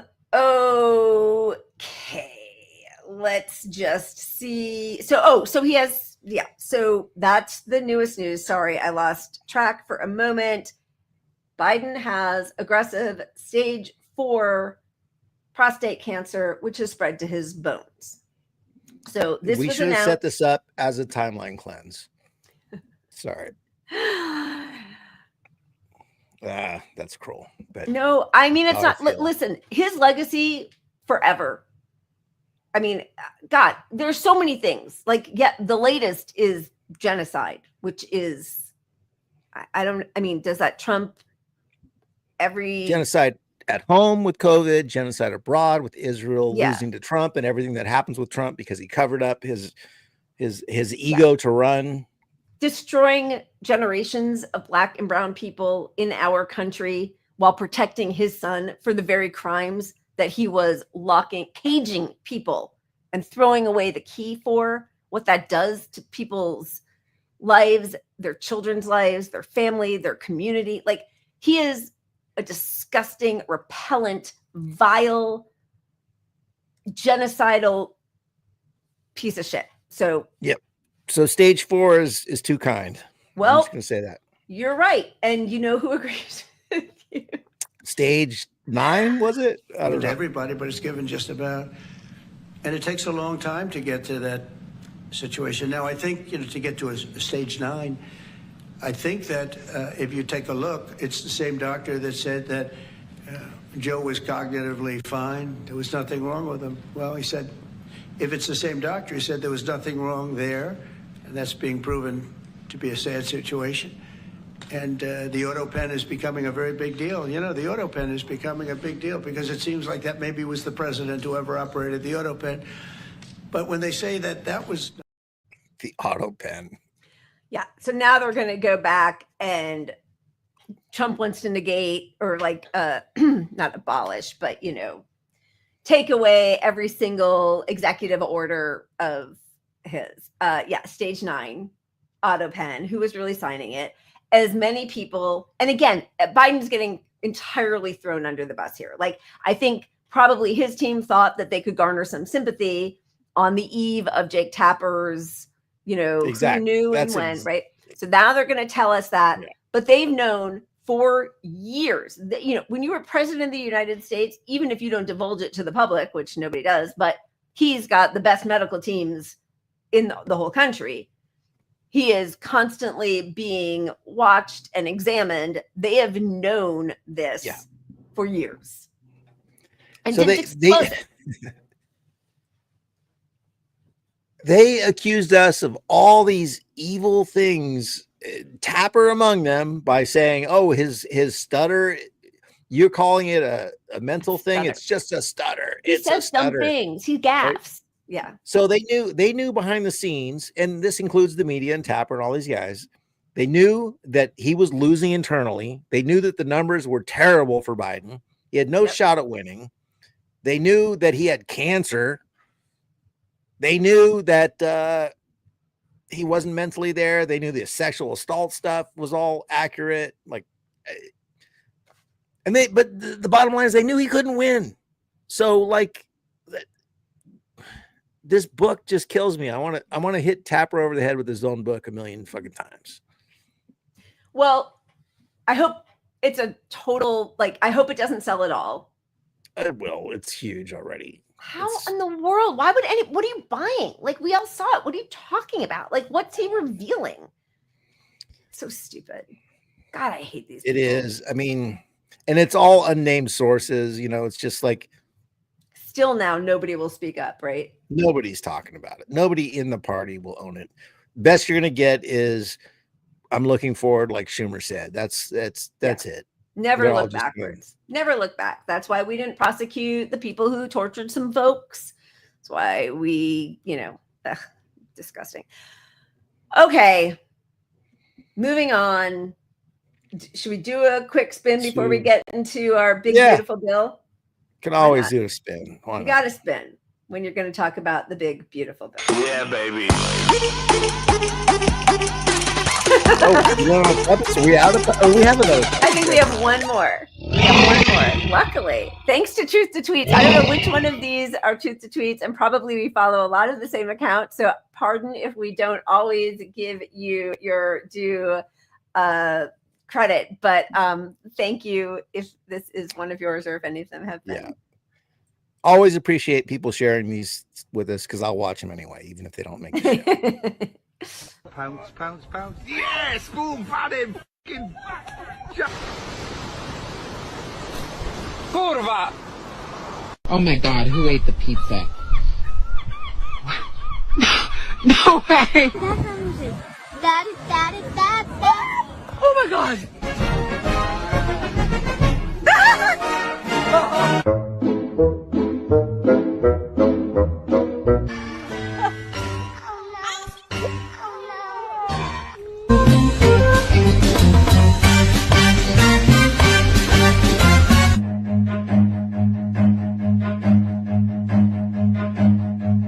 Run.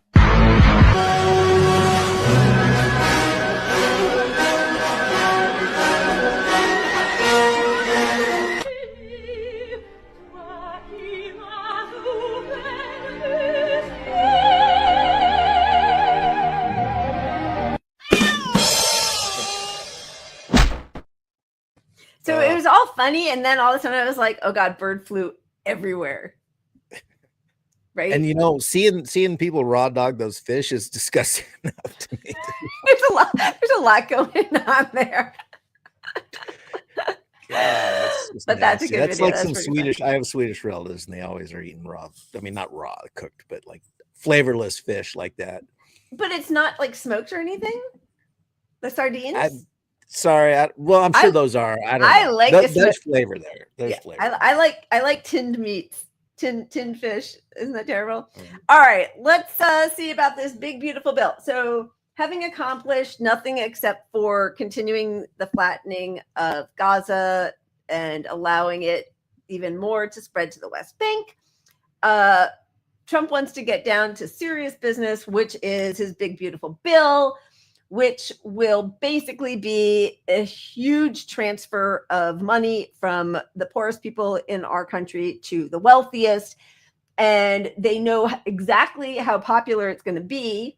It says in 2026, the richest 1% would receive $138 billion in tax cuts, more than the entire bottom 60% of Americans combined, who would receive just $92 billion. It's so popular, they know it's going to be, that they scheduled their vote and discussion about what's happening in this bill. If you can see, you have to kind of scroll down. Can you see my cursor or no? I just see my cursor. No, it won't show it. Your cursor won't show it. Yeah. 1 a.m. That's when all things that you're super proud of and you want the whole world to know about happen. 1 a.m. The budget of the entire country at 1 a.m. Like that, Democrats alone should run on this and get out there and be criticizing it if they didn't want it to happen. Like this alone is this is a tell. Anything. Like you make a whole you make a whole campaign on You pass the shit in the middle of the night. I mean, why are we talking it's about this easy. when nobody else is around? Why don't you like wear it on your sleeves? You know, beat your chest about it. Why are you hiding? Like sniveling little toddlers. This is why this whole consultant class thing is bullshit. You know, like it's not consultants. The Democrats don't need to learn how to win. They just have to want to. Because if you want to win and your donors aren't going to stop you from it, this is the easiest thing on earth to push out to the public as bad. Definition of winning has nothing to do with gaining office or staying in office. They just want to keep that sweet, sweet donor cash coming in from all the lobbyists. They are just as reprehensible. This is the big, beautiful bill that Republicans advanced late last night is a massive transfer of wealth. Okay, so this is what we already saw, but just in graphs, that the far right tall blue bar is for the top 0.1% of the country, which will gain all, you know, again, just a massive transfer of wealth and tax cuts. This is from friend of show. Wait, no, this wasn't Semler. No, he did the next one, I think. Sorry. I mean, he's done many, but anyway, this shows the share of tax cuts from the House reconciliation bill that the richest 20% will get 67% of that money. And remember, this is at a time where just last week, CBS came out with a report that the bottom 60%, which, you know, if they weren't such flacks for their corporate owners, you don't say the bottom 60%. You say most of America. More than half of America, like a staggering majority of this country, 60%. You don't say the bottom 60%, right? Because right away, you're making it like the poor people, the people who, they're not working hard enough for you. But anyway, well, yeah, I mean, so to afford a minimal quality of life. They are in poverty. There's already an assumption that the people reading this are not in that 60%, you know. Yeah, exactly. That's exactly right. That's how you separate it, the poors. So this is the investment. This is Semler, Stephen Semler, friend of show. Can't wait to have him back on. But Trump's budget, I just want to say Semler understands colors because you can read the colors. Those last two charts they did in blue. He does such a good job. Even though they're trying to make the point of like, this is bad, they did it in calming blue. Like, no, use red. Red is the bad stuff. All right. Yeah, exactly. Exactly. And also it's just much easier to see. It breaks it all up. Investment in housing, education, labor, justice, transportation, any social programs. Those are all in the red. Those are all going negative. Those are all getting cuts. Then the things that are really being heavily invested in are the Pentagon at the top and DHS, which is ICE and border control. So basically military and cops. Yeah, this is cops. They are funding everything to stop us from being upset about our existence. Yep.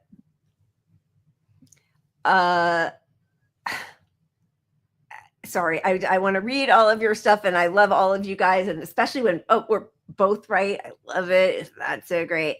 Okay, so and he, you know, joining the State Department, and so he just kind of breaks it down. But the fact that, you know, Trump, I think that actually I do think that there was one thing that they did, which is no taxes on tips or something. But like, you know, that's like a Kamala thing. It's like a little tinker around the edges. I mean, yes, it means something. That's great. That's not fixing the bottom 60% who are in poverty. And just to like, I think it's so important. The cost of affording what amounts to a basic level of economic security doubled between 2001 and 2023, while the amount of savings required to attend an in-state public university soared by 122%. Meanwhile, median earnings for the bottom 60% of income earners fell 4%. Income growth for these households lagged.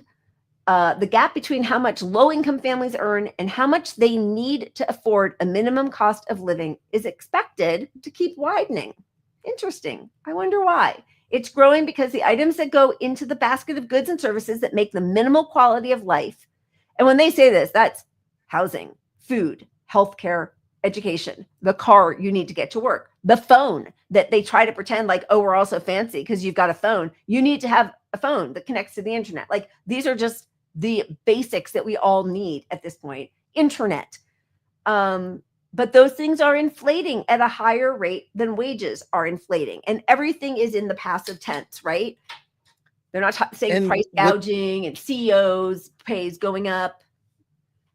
When you're looking at college costs going up 122%, and in sync with that, the interest rates went up exponentially over those 23 years or whatever it was. So the cost went up a ton, but the interest rate, when you get out of college, you are so behind on your bills, you're paying the minimum for a long time, and you hope to get out of that, and then you hope in a couple of years this big investment in your future was worth it. Well, that is not happening as much as it used to. That big investment now is almost a death sentence because you're going to be in debt forever because of the interest rates increase over those 23 years. And that's the whole point, right? Like, that's how they like us. That's how they discipline labor. You will never get out of your debt. Once you're in debt, unless you win the lottery, which nobody does, you will never get out of it. They make it. You will never be able to pay it off because of the interest rates, because of these parasitic class of people. And they do it so that we are all kept desperate. Yeah. And you toss that in with the danger of losing your income because you had a view on Palestine, or you have a view on Cop City, or you have a view on something the government, like the risk to your job now has gone up a lot. Yep. For your view. So you're more likely to, well, look, that Homeland Security, look at all the budget they got. They're deporting people and sending them to other countries with no due process anymore either. Yep. And so maybe feeding my kids and keeping me and my wife in our small little apartment, it's too risky. I could lose our small little apartment if I speak up now. Yeah. They're counting on it. That is the system. That's all part of the plan. I mean, and listen, I really do all right. Here's Trump being an asshole because you got to show that all the time. How does he not like groceries? Why does he keep talking about groceries like that's some new word? Jobs, because to me, the most important jobs, I want jobs. And we have costs are way down. Groceries, they have a term grocery. It's an old term, but it means basically what you're buying in food. It's a pretty accurate term, but it's an old-fashioned sound. But groceries are down, costs are down, eggs are down. They were, first week they were hitting me with eggs were up 200%, and now they're down to a number that is amazing. We're down 97, 98% from where they were. And everybody, they said, you won't have eggs for Easter. Well, we had everybody had eggs for Easter at a very reasonable price. At the White House, we had our little Easter egg roll, and we had hundreds of thousands of eggs purchased. They said, you have to go out and buy plastic eggs. That didn't work out. But first of all, he's lying about all of. Dude, grocery costs are not down. Like nothing's down. You lowered the price of eggs. What? Like eggs are not. Yeah, they're not down for me where I am, but maybe they are. I don't know. But like, why you keep like groceries? It's an ancient word, or old-fashioned word. It reminds me of like, was it George H.W. Bush who didn't know how much stamps cost? And then who didn't know how to work a scanner? Like, I mean, it's because when do you think the last time? Remember how like on Fox News, they made fun of Kamala and her husband, Doug, whatever, Emhoff, shopping together. And like, oh, he's such a wimp for shopping with his wife, whatever. Like, I mean, there are a million reasons that I don't like them, but I think the idea that going shopping is somehow feminizing or castrating for men, or emasculating, is somewhere in there. Like groceries, it's such a Handmaid's Tale kind of work.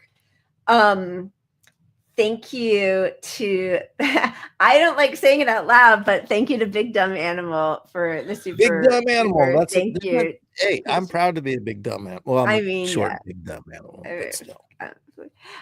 Cheers. Thank you. That's very, very kind and generous. We really appreciate that. All right. So there are two big parts of, the biggest part is the tax cut, obviously. The other part is the Golden Dome, big, beautiful Golden Dome. President Trump announced the Golden Dome missile defense shield to protect the homeland from advanced missile threats. Included in I can't believe that this is their official, the one big, beautiful bill. That's what they call it. Like, we're three. This project aims to ensure American security. Congress must pass the bill and send it to the president's desk, the Golden Dome. I think all this is so ridiculous because I don't think his own base even buys that we're at risk from these people. And I don't think they think we need a dome. They think we need to just not invest in defending the world. Like, that's the part that they bought into. Also, why not invest that in making peace, being diplomats? What do you why are we always so afraid? And by the way, also, you really think technologically that if we do something like this, China isn't going to run circles around us? Like, what are you doing? This is, and they call it up, right? This is a big thing, like Reagan, his Strategic Defense Initiative, Star Wars. Oop, there's this one gnat that keeps flying around. Announced in 1983 by President Reagan, who called for a system that would render nuclear weapons obsolete and end the doctrine of mutual assured destruction, which he described as a suicide pact. But this was a big joke. We all know it. And what it really is shocking. Another huge giveaway to Elon Musk, SpaceX, Musk's company. You're never going to guess who's in the lead for this government contract. Leading a coalition of tech corporations in the bidding, including, this is what we talked about on Sunday with Zainab, the surveillance platform Palantir and the drone builder Anduril. Straight to you from J.R.R. Tolkien's Lord of the Rings. The current plan is to pitch the Pentagon on a subscription-based missile service where the U.S. pays for access to armaments owned by the tech companies instead of actually owning and ultimately controlling the system. So in other words, the taxpayers will be required to continue to re-up their contract with the likes of these, tech billionaires who will, of course, keep upping the price. I'm starting to think this is a keep Trump alive bill. Because economically, he's going to have Walmart trying to assassinate him. He's going to have, let's just be real. He's doing things economically that are bad for the global corporations, because globally he's wrecking economies. It's handing money to the handful of people at the top, but not if you're at the top of Walmart, not, because you depend on all this money globally, and so without the dome, he could have, just kept giving money to the military industrial complex. But he's like, hey guys, I got a whole new way. I got a new racket to get some money for you guys here. Yep. We're going to funnel all our economy to the, to your tech, your AI, your bullshit, all your tech. Yeah. It's just a handout to the military industrial complex, but maybe it's to keep him alive, because you bring in Palantir. Palantir's got all the data. They're going to figure out who's going to try to kill him. I'm just being conspiracy theory here, but the whole thing is just mass surveillance. It's just put more surveillance tools, satellites up into space. And also, this is a hostile act. We don't own space. We don't own the oceans. We don't own space. But we're going to just put our shit up there. Of course, then what's that going to do? We're going to constantly be in this arms race. it's such a disgusting way to look at the world. And of course, you know, with the worst people in the world who are making these systems. But the point about MAD, if you don't, I think everybody probably gets it, but mutual assured destruction was the idea that, well, we know if a bomb goes off, it's going to cause a nuclear war because we all have our nukes programmed to nuke each other. Right. So, but if you are the first country to come up with something that could block the nukes, then the risk is, well, maybe that makes it more incentivized for you to take out a foreign adversary because we're now safe. We have nukes protection, you know, so that's the risk of stability with one country unilaterally developing a defense system. It's just such an ugly, small way to look at the world. It just is. And, you know, I mean, in my lifetime, I don't even remember now anymore anybody ever talking about diplomacy or peace for real. Like, why is China our enemy? Why? It's only for financial reasons. They're not putting military bases near us. It's because, and listen, there's lots of practices of theirs I do not agree with, but to make them the most evil out there, or Putin or Iran, while doing business with Saudi Arabia and Egypt, you know, it's like, we all know that it's just about money. And you need to create these boogeymen so that the defense contractors who create the boogeymen have something to, you know, force these governments to pay them to then be like, oh, we're the only ones who can fix it. But it's a death spiral. It's just disgusting. Yeah. And we're not even getting into his plane, but I mean, you know, the guy gets a $400 million plane from Qatar. from Qatar. Like, yeah, that terrorist watch country, you know, like literal, whether they are or not, we labeled them that, like, just right. And they're well, now, we have a U.S. bribe. Military base there. Here's a bribe. Yeah. No, you're good. You're good. Yeah. You guys are good. Don't check out the surveillance system on there. I will tell you that Musk is feeling a little recalcitrant. He's a little sad about the way things have gone for him. He thought he was going to be the most popular guy in the world, and instead he's going to spend a little less money on politics. He's wants This is another timeline cleanse. I think in terms of political spending, I'm going to do a lot less in the future. And why is that? I think I've done enough. Is it because of blowback? Well, if I see a reason to do political spending in the future, I will do it.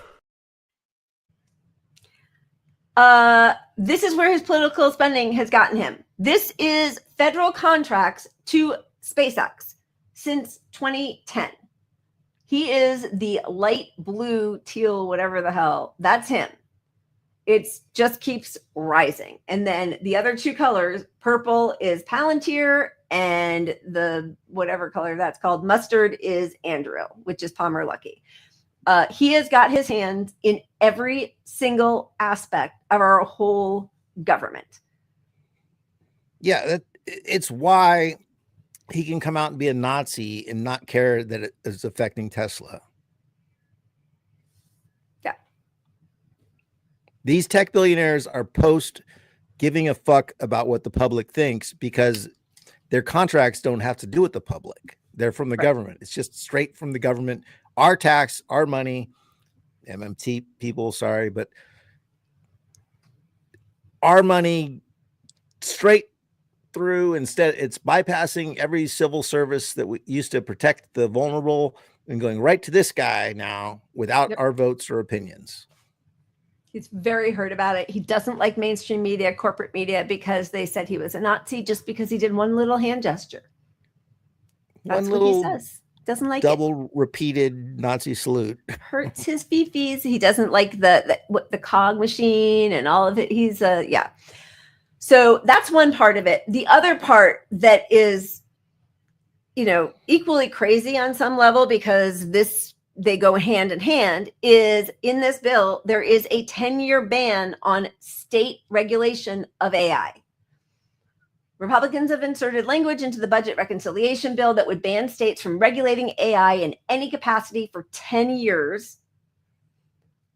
And everything that we are, go ahead. Here's a technology that all the people behind it say, you got to really regulate the technology we came up with. And here are a million examples of it already going bad. And this new legislation as well. Let's just wait 10 years and see what happens. Yeah. Well, because they have said it's very dangerous and also that they're the only ones who can fix it. You got to just trust them. Do not regulate them because you're going to stifle creativity. They want to use AI to reduce Medicare improper payments. And this is all coming. So this was May 12th when this was revealed. Okay. This was a Fortune, I think this was just from last week. There was a study came out. AI chatbots have been rolled out across hundreds of white collar workplaces, but on average, their effect on time, on hours and pay has been negligible, according to a National Bureau of Economic Research working paper linking AI use to corporate records in Denmark. On average, employees saved 3% of their time, while just 3 to 7% of their productivity gains came back to them.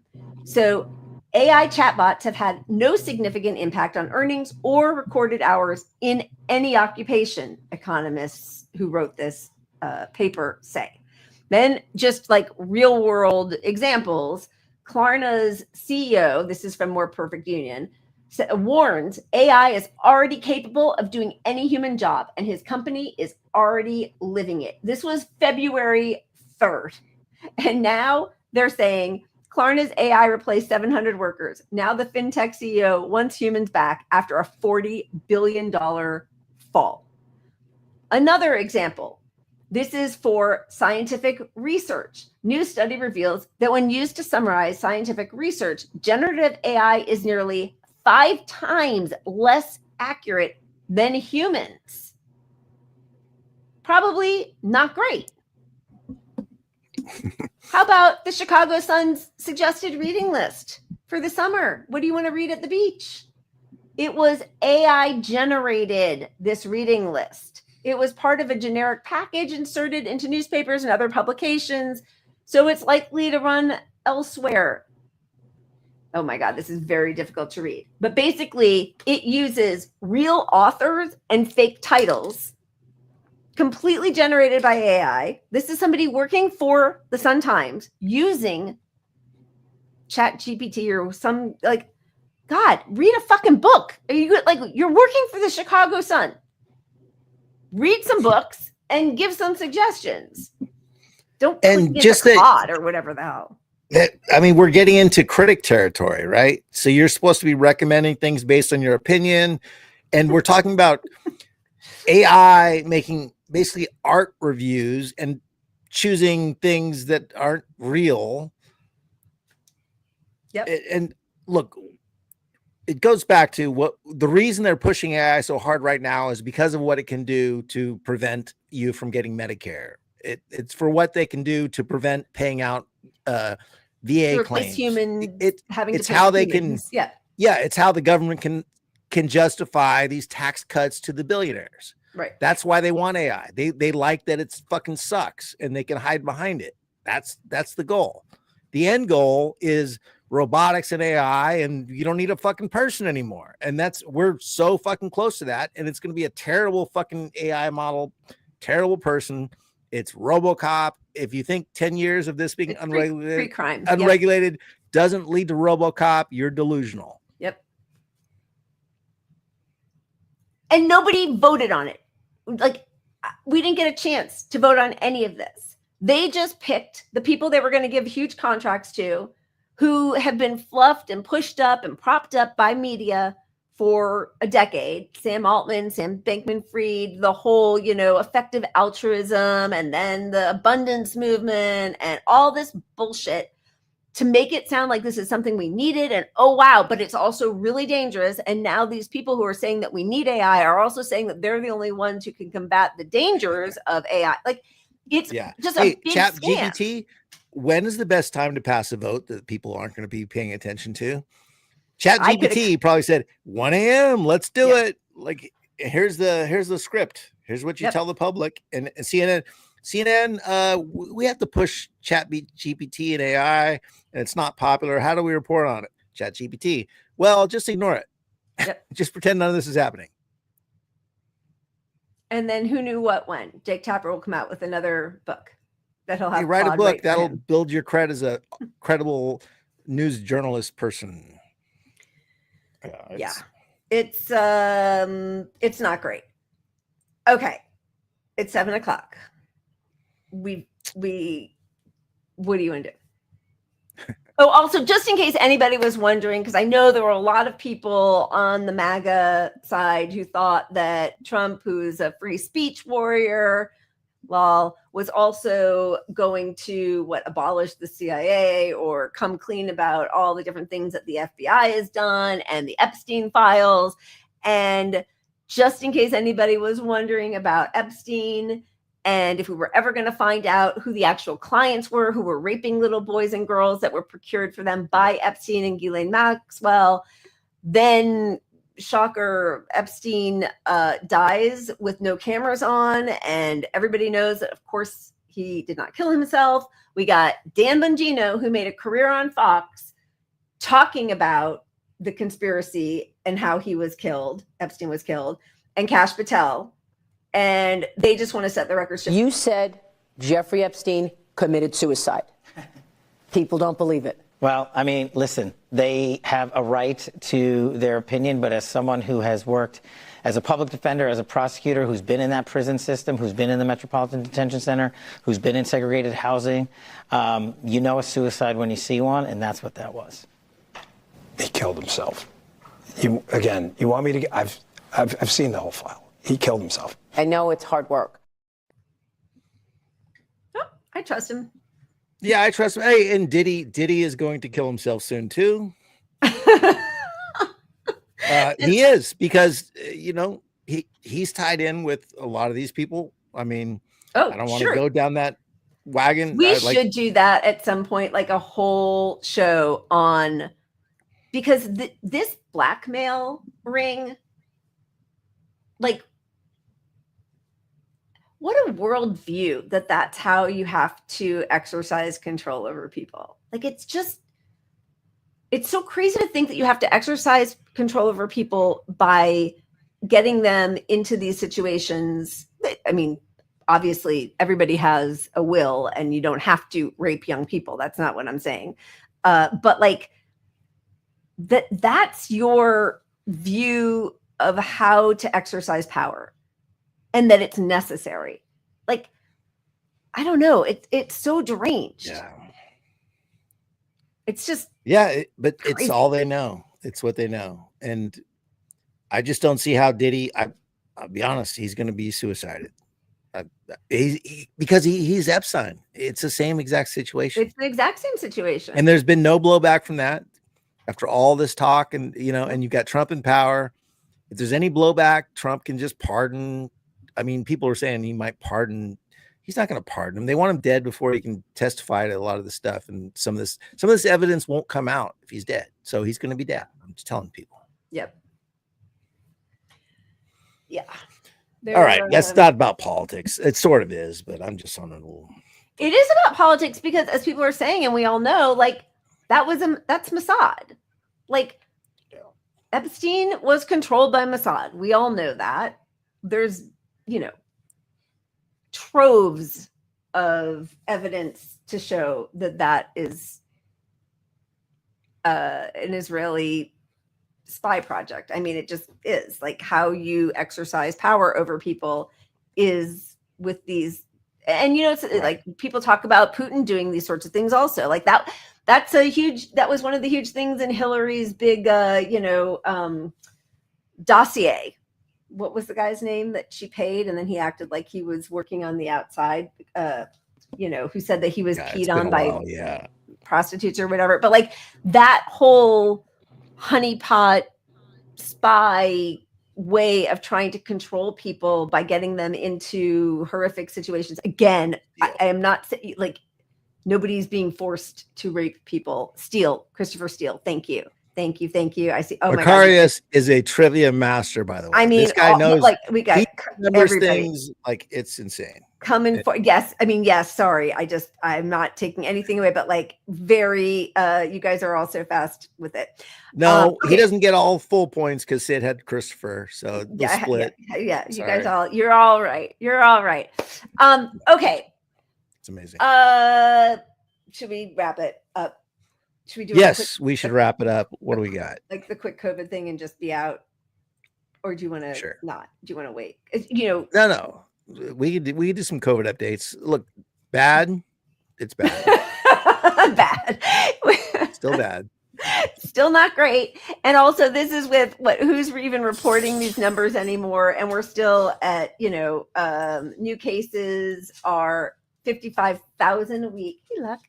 And these are people who are reporting or going to the hospital. These aren't people who are being affected and not going to the hospital or reporting their positive status. Yeah. And 2.8 million cases in the US when they were, remember it was like 1,000 cases a week. It was sort of the Fauci level of we can get back relax to a little bit. Yeah.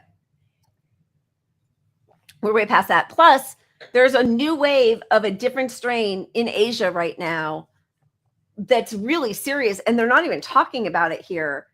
Hong Kong, Singapore, China, Thailand, and they are putting out warnings to their people now. Of course, nobody here is coordinating because Trump shut down it was already being shut down anyway, but it's been completely decimated. There's no communication now. Did we withdraw from the World Health Organization? We don't collect data. We stopped that in mid 2022, I think. So what would we be sharing with the rest of the world anyway?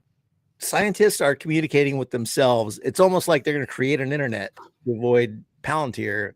That's a whole separate internet because, if you end up discussing COVID, that could get you flagged and you're, that's an anti-American because you're researching something the government said we shouldn't be researching anymore. Like that's where we're at right now. So if you trust where we've been with COVID, great, more of that, but most likely we're going to get a lot worse and you should protect yourself beyond what the government is saying because it's just so simple. It's a mask. Put on a mask in public. Like what the fuck? It's the easiest thing ever as an adult. They did just approve Novavax, but only for people 65 and older. And if you're younger, you have to be somebody who has an underlying condition or at greater risk, which as we know, we all are. If you've ever had COVID before, or if you are a human who might ever get COVID, you're at risk. So I am hoping that they don't change the regulations that exist now where you can say to the pharmacist, I have an underlying condition, and they're not allowed to ask you what it is. So if you are able, but it is so wild that the most efficacious vaccine, which is Novavax, which has shown more durability through different strains to last longer. It's the one fought against the most because Pfizer and what's the other one? I don't even remember anymore. It's been so long. Moderna. Pfizer and Moderna, they bought the whole thing from the jump, got their money in there to the politicians as quick as possible. So they basically blocked out Novavax, and Novavax is the traditional vaccine. Right. So for all the people who are like, oh, mRNA is alien technology and Bill Gates is injecting us cell phones into our veins. This is a traditional you should be pushing vaccine. This is a regular old vaccine. And for our government to block it the most for no fucking justifiable reason at all. They just want people, they want to kill us. They want us to get sick. Because even though vaccines do not prevent the spread and you can still get COVID, and if you get COVID, you can still get long COVID. So the best thing to do is to prevent it. But like studies have shown that children and adolescents who are vaccinated against COVID were 20% less likely to develop long COVID than their unvaccinated peers, which is why it's important to avoid getting COVID in the first place.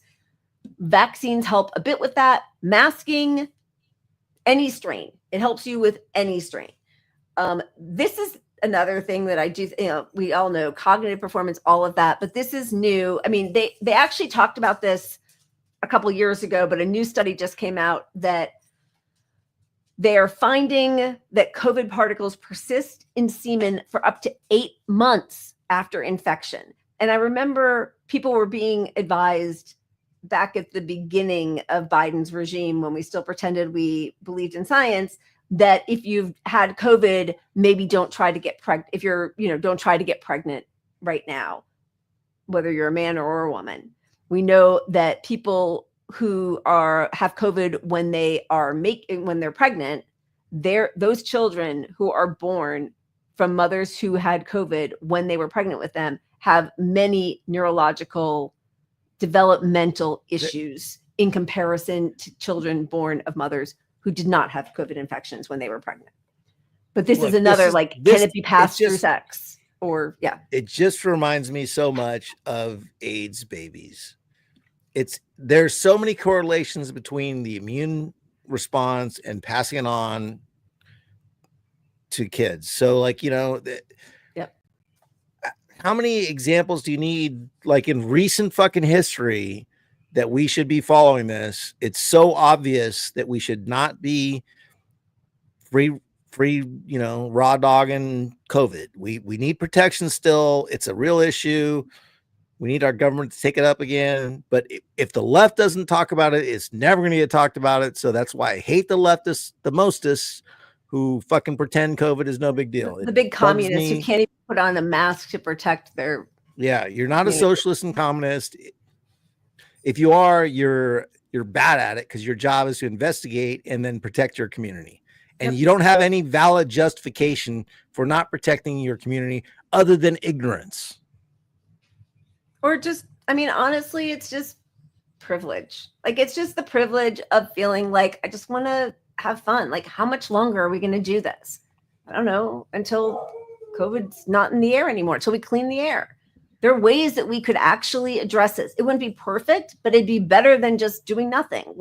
You put your seatbelt on, it doesn't mean you're not going to die in a car crash, but it's just the thing that you should do to protect yourself. Amen. Yeah, and clean the air. the We air. have Oops, technology. sorry. We know that some things work. We know there are ways, we know that the reason indoor settings are bad for you with COVID is that it's basically everybody's lung oxygen, or not oxygen. The air in their lungs is out in the public. Yep. And that dies immediately when you're outdoors. But if you're indoors, that air you're breathing is everybody's lung air. Yeah. So you're breathing that COVID air. I just so it's not fake news, and I know, but it doesn't die immediately inside. No, I know. But I know. I just want to But cleaning the air and ventilating and masking. Even if you're somebody who's oh, I don't want the jab or whatever the fuck stupid thing a person might say. But okay, fine. Put on a mask, clean the air, ventilate. And stop making people feel bad about the fact that they don't want to get sick repeatedly. We were going to do a new section called Hope, but we talked too much. But we don't have any. We couldn't find any. We tried. No, there were actually some things, and one of which was Violet Affleck, who's been really good on this.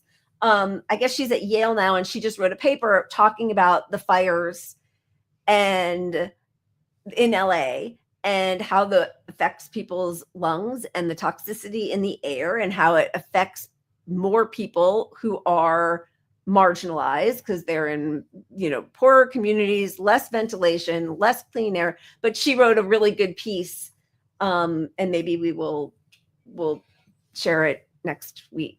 But anyway, Hope says, and it's fitting that it's Hope. Or was it Hope? No, it was Kimmy. We ran out of time for Hope. No time for Hope. We had lots of positive things to share, but we're out of time. Yeah. Good. So sorry. All right. So we will be back on Sunday with Zainab Day for our Broligarchy show. I think we will be doing cop cities in the US to kind of show what they're all planning for our future.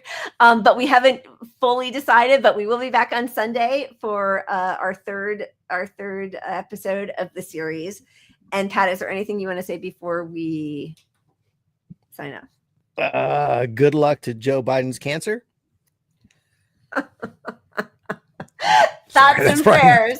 It would be disrespectful to my son. Yeah. Okay, so in keeping in line with all of these, again, it is so unfair that we are putting this burden on our young people, and yet they are rising to a challenge they should never have to face and using their time where they, should be celebrating to do what they also should be doing, which is speaking out against their university's complicity in this ongoing genocide. This is Cecilia Culver at George Washington University. Cheers to her. Cheers to all of you. We love you guys. Keep punching up. We'll see you on Sunday. Over a year, we have watched a genocide be committed against Palestinians.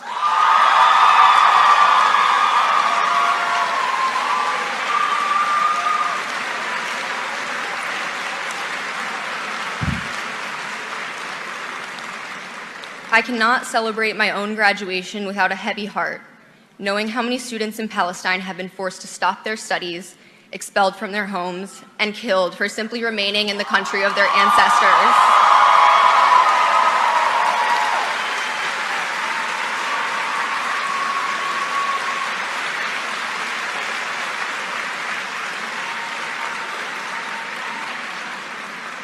The horrors unfolding halfway across the world may be easy to ignore for those lacking a moral backbone. For the rest of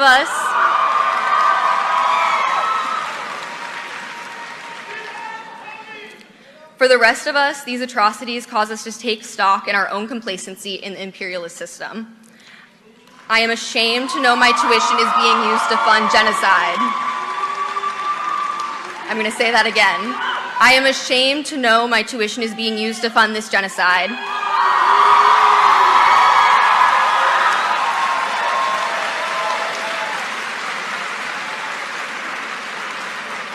Every year, the cost of attending this university increases without a corresponding improvement in the facilities and resources provided to students, staff, and faculty.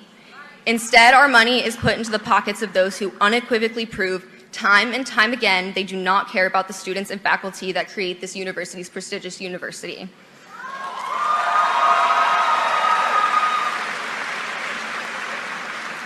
Despite repeated calls from students and faculty to disclose all endowments and investments by the university and divest from the apartheid state of Israel, the administration has refused to negotiate in good faith.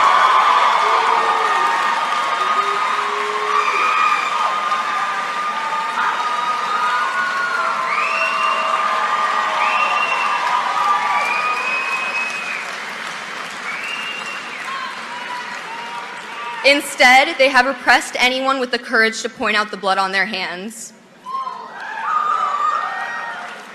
I hope in time I will be proven wrong, that those in power will shed their self-interest and finally commit to a university free of ties to genocide. Until then, I call upon the class of 2025 to withhold donations and continue advocating for disclosure and divestment.